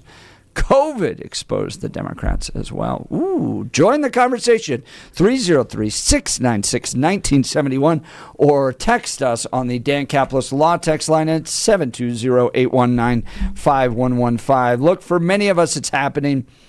Speaking of getting older, your hair might be thinning, your crown's disappearing, maybe hair loss has you feeling your identity's lost altogether. Well, I've got good news for you. It's an incredible yet simple one-day treatment that starts growing your own natural hair the very next day, and it's guaranteed to grow for life. It's the Advanced FUE from Advanced Hair. Look, we've all seen the pills and lotions that come with monthly subscriptions. They help retain what you have, but what you want is your own natural hair permanently in specific areas. From Advanced Hair's state-of-the-art facilities to world-class Dr. Tanya Pauls, it's not maybe your hair will regrow. It's guaranteed that your new hair will grow. You decide how much, how thick, and where. It's why Advanced Hair is the winner of Westward's Best of Denver now 2 years in a row. For your free consultation, $250 off and 250 free hair grafts. Give them a call. Here's their phone number, 720-459-HAIR. That's 720-459-HAIR or advancedhair.com. That's advancedhair.com. Bill, let's go to the phone lines. Paul, Castle Rock, good morning. You're on with Jeff and Bill. Good morning. Good morning. Thanks for letting me on. My comment is on the prostate cancer. I have prostate cancer. And they found mine. I get a good health annual physical every year, and they found mine through a PSA test. Because of my age, they could give me that test every time I had a physical. Like you say, Bill, Jeff, he's getting the best treatment in the world when he goes to Bethesda, and there was a cover-up on that. And then one more thing, Jeff, if you don't mind me critiquing you a little bit. Don't let Bill sidetrack you when you get started on a subject and he brings up something like Donald Trump Jr.'s comment on that social media. Stick to what you were going, because when you first started off, I thought, good, he's really going. Bill's just one big distraction. Yeah, I appreciate that. Yeah. But I thought it was, but the issue I was doing there, Paul, the reason I was doing is because we talked about, honesty, and we're talking about disclosure and a bunch of other things, and I just thought it was interesting that Donald Trump Jr. was pointing the finger of blame in an area that is not even appropriate, nor intelligent, and I think that's fair. But now, let's talk about this, Paul. Now, see, I do believe, I'm not disagreeing with Jeff in any way, shape, or form, that the White House and the administration covered it up. But the question behind it is the why. Why do you think they covered it up? And do you think that the American people did have a right to know at the time? What's your opinion on that? Well, I think it was because, like with me, I was way beyond retirement, and I went ahead and retired because of the treatment and everything that was going on with that. I couldn't do justice to my employer. I just didn't have it. And I think a lot of people that are familiar with prostate cancer would understand it. I know other people have gone through it, but the chemotherapy and radiation stuff kind of knocked me on my rear end. And one other real quick thing. That thing with the shells in 86-47. Oh, yeah. It reminds me of the time when Clinton was in office and he went to one of the anniversaries of Normandy, and all of a sudden he found these rocks and he made a cross from the rocks. People that I know that have been there said, there's no rocks around there. They keep that beach groomed perfectly. So I think somebody set that up for him. Or oh, no, Paul, that was the ocean sending a message. And see, what I look at, Paul, is I look at someone else doing that, not necessarily Comey himself. And here's the thing is, I'm not saying even that James Comey wandered across the beach and somebody else earlier had even placed it. That could happen. It could even be his best buddy that was standing next to him that did it, and then he took a picture about what he found. I don't think that James Comey himself arranged it, only because of some of his history. I don't think he's that necessarily selfish and that aggrandizing, but I would not put it past him for James Comey to stand there, watch his friend next to him, arrange the shells, and then present it as something they just found. It didn't happen naturally. Somebody else absolutely did it, but I'm not convinced that James did it himself, just personally. Yeah, I agree with you. You know, I lost. Yeah, not a problem. Now, Paul, got a question for you, though. As far as your going through the prostate cancer treatment, do you think that you could have still, now you were tired while you're going through the treatment, but could you have been able to perform your tasks at your job, even on a part-time basis? How impactful would the treatment have been on your job, or is it just in portions of when you're going through heavy chemo, you wouldn't have been able to do it? I'm just curious about your experience and how we might be able to cross-apply that to what Biden might have been able to experience if he had won a second term. Well, I was in law enforcement, and I was 65 when they found it. And what I was doing once in a while required adjusting people's attitude. And in doing so, which I did verbally, but in doing so, an inmate would try to adjust my attitude, and I was more of a hindrance than a positive inside the correctional facility. Hello? Paul, appreciate the call. Thanks so much.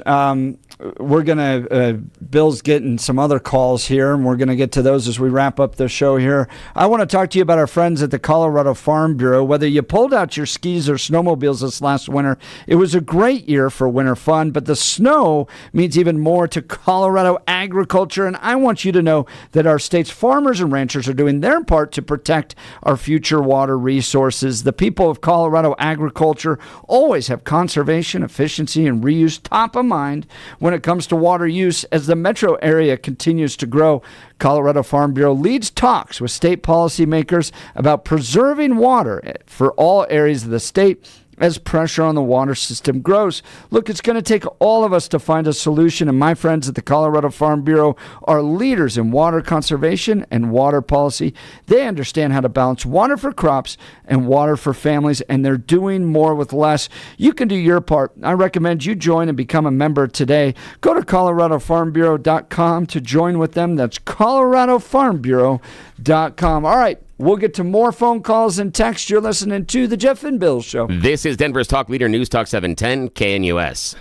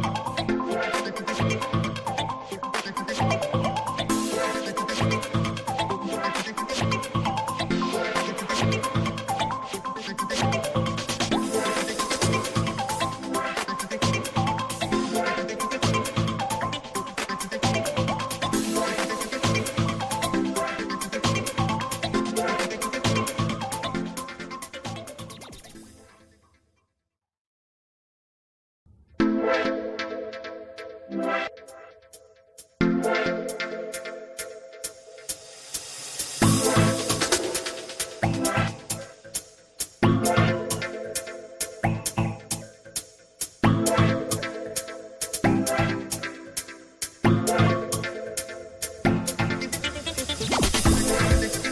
back to the Jeff and Bill Show. Today's going to be 63 degrees. Afternoon rain, so it's cooler today. It's going to warm up. 66 tomorrow, 75 on Wednesday, and then into the 80s. Thursday, Friday, Saturday, Sunday. It's going to be a nice Memorial Day weekend. Yeah, it will be. That was a kind of a weird cold snap over the weekend, and when it got kind of cold and rainy. Yeah. Last night. Oh yeah, and it's this thing that I'm sure that everyone has, pets, etc. And my dog's never excited about going out when it's rainy. And there are times in which she's expecting it's been hot and sunny for a couple of days, and then all of a sudden we get that rain, and she runs over to the back door to go outside, and you open it up, and she looks and she starts to take a step outside, freezes, and looks back at you like, "Oh, you've got to be effing kidding me!" Windy and cold. We could see those tornadoes outside our backyard. No, seriously? Yeah, they're about 25 minutes north of us. Oh, that's scary. But look, our family had the AC go out last summer, and it was brutal. That's not cool. Especially with this hot air coming in. Yeah, you want the family to start fighting right away? Yeah. That AC goes out. Yeah, you're going to find out who your friends are really in the family real quickly. So we went out, did our research, looked at a number of heating and air conditioning companies, and guys, we figured it out for you. L&L Heating, Air Conditioning, they're the best. Came in, did a one-day installation, and totally nailed it. No stress, personal service, start to finish. They even followed up to make sure everything was perfect. Now our home is finally comfortable, no matter what the weather. And L&L Heating and Air Conditioning, basically, bottom line, we got peace of mind. Here's some of their deals right now.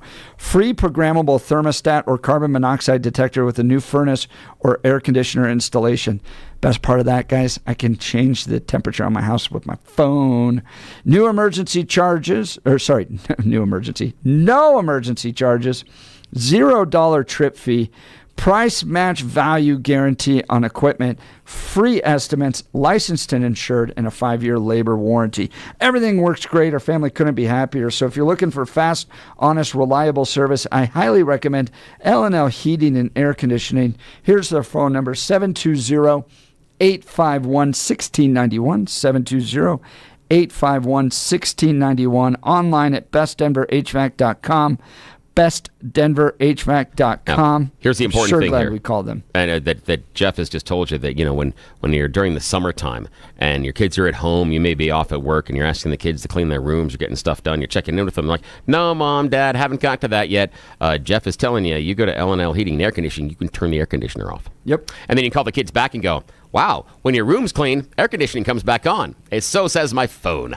Other thing with them is that zero emergency trip charge. That is a game changer. For anybody, again, you may not be looking for a change in your furnace, a change in air conditioning right now, but when something breaks, someone that is going to give you a $0 emergency fee and $0 trip charge, that's a company that's going to have your back today when you're in an emergency, and a company's going to have your back 5 years from now. So that's someone that you can trust. So when something goes out, nickel and diamond yet. No, L&L Heating and Air Conditioning is going to be the team. If you don't need them today, when you have an emergency, they're the phone call you need to make in the future. The first person you call. And to that point about the phone, like one of my core fears during the wintertime is like something happens and the furnace doesn't work anymore, so the temperature of the house just goes down while you're on like a vacation in January. And you're like, and then the pipes break and all that stuff. And how would you know? You wouldn't even know. Yeah. So you have no clue. Like I've set up like little water detection systems, and then to be able to know just right on my phone.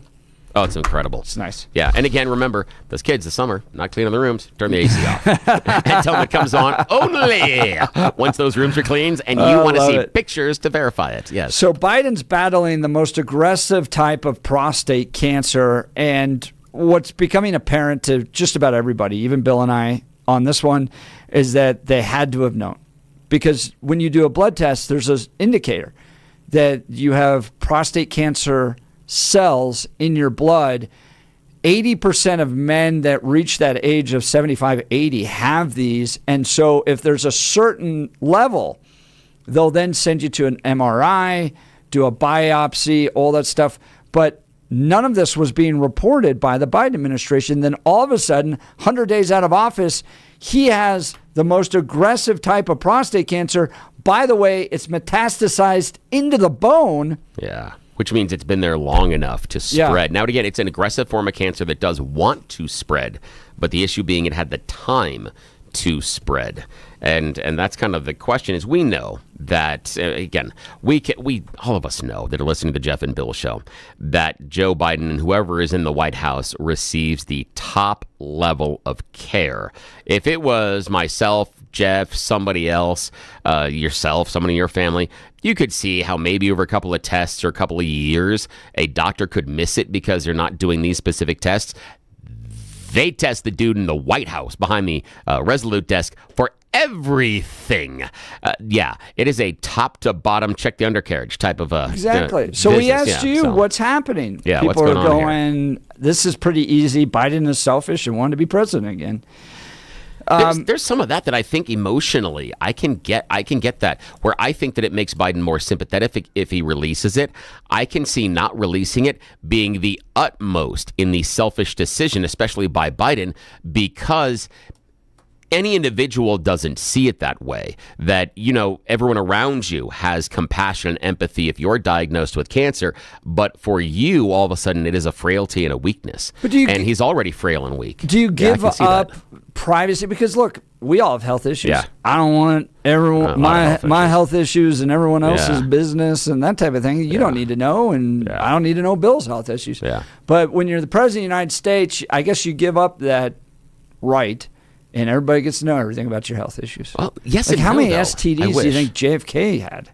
I was going to say something, and I'm not going to, because I don't have to go walk down the hall and talk to Kelly Michaels after this show.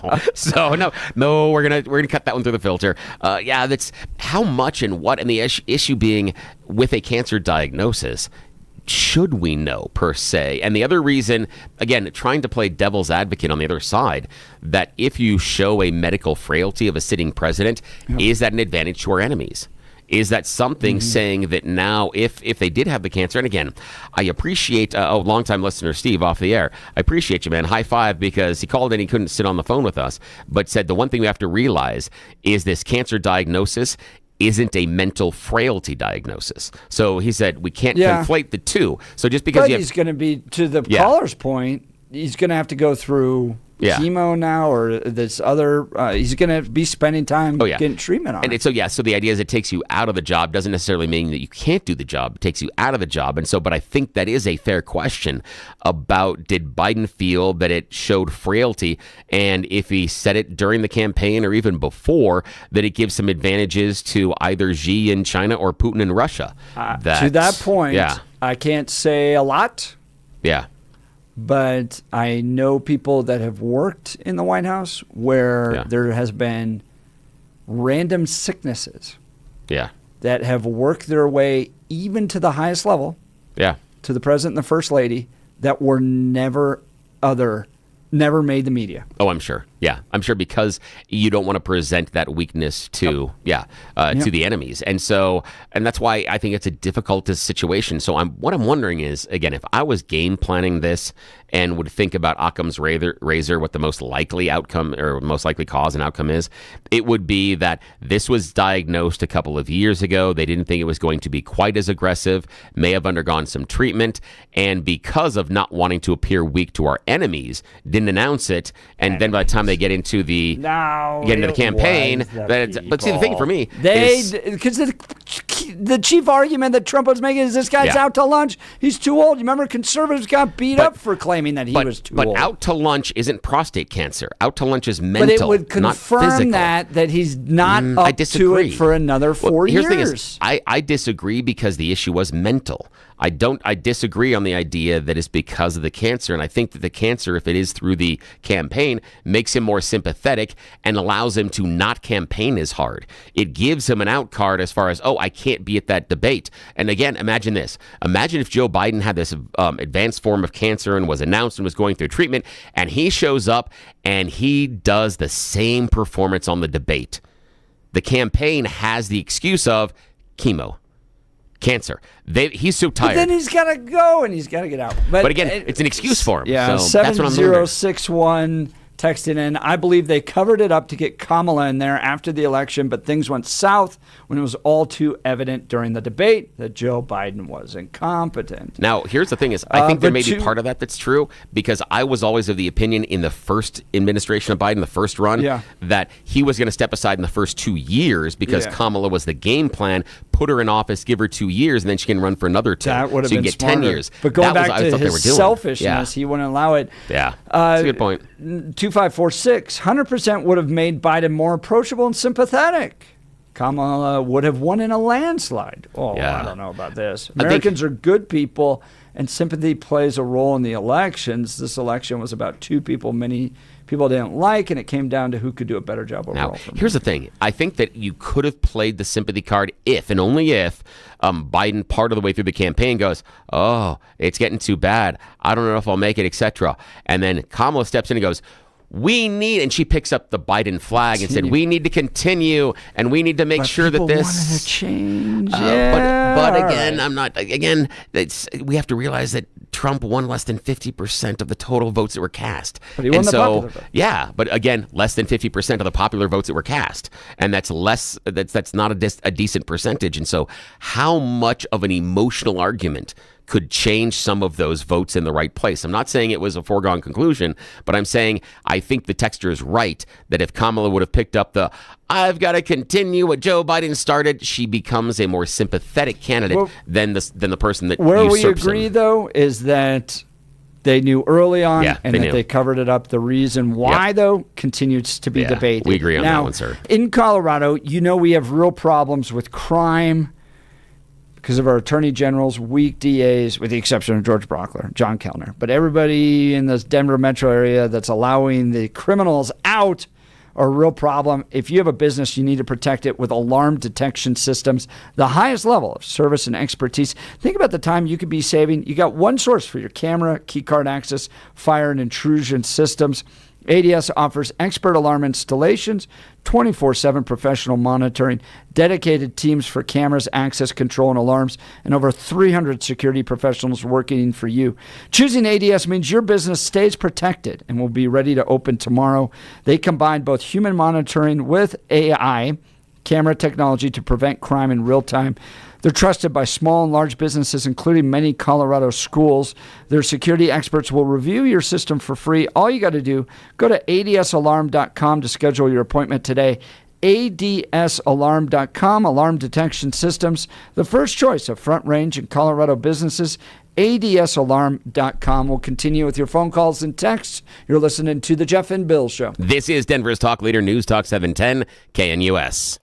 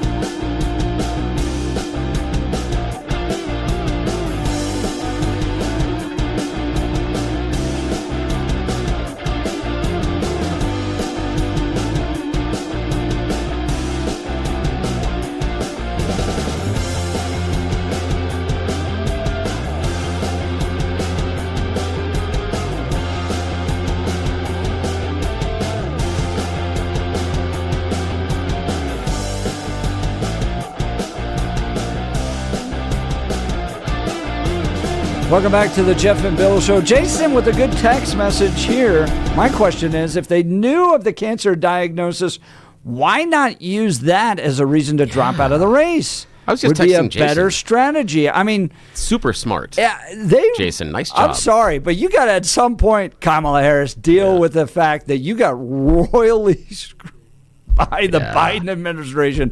I mean, they brought you in. This was supposed to be a transitional administration, set you up.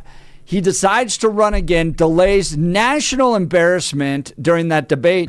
Then it takes George Clooney publishing an opinion piece in the New York Times to finally get him out. Then they run you, and look, Gavin Newsom, Shapiro, they all stayed out of it because I think they knew the Democrat Party set up the first black woman president to fail. That's how I see it. She should be angrier. I would be too, and I like where Jason's coming. I hadn't even considered that idea that if they would have used the cancer diagnosis as the reason for Biden to get out of the race, it would have allowed the sympathetic side that I've been talking about for Kamala inside of that race. It would have given her a little bit more momentum rather than we're changing the page, we're doing this. That could have worked. That would seem much smarter. Again, Jason, nice job, man. I think you make a great point. If this was really that big of a deal, why didn't they use that as the excuse for Joe Biden to drop out? Nice job, man. Goes back to the other tweet. Jay from Louisville. The reason is easy. Biden is selfish. Yeah, I agree. Yeah. All right. Hey, we can have a show on agreement. That's good. Doesn't often happen here. If you missed anything, go to 710KNUS to download the podcast. You're listening to The Jeff and Bill Show. We are Denver's talk leader. This is KNUS.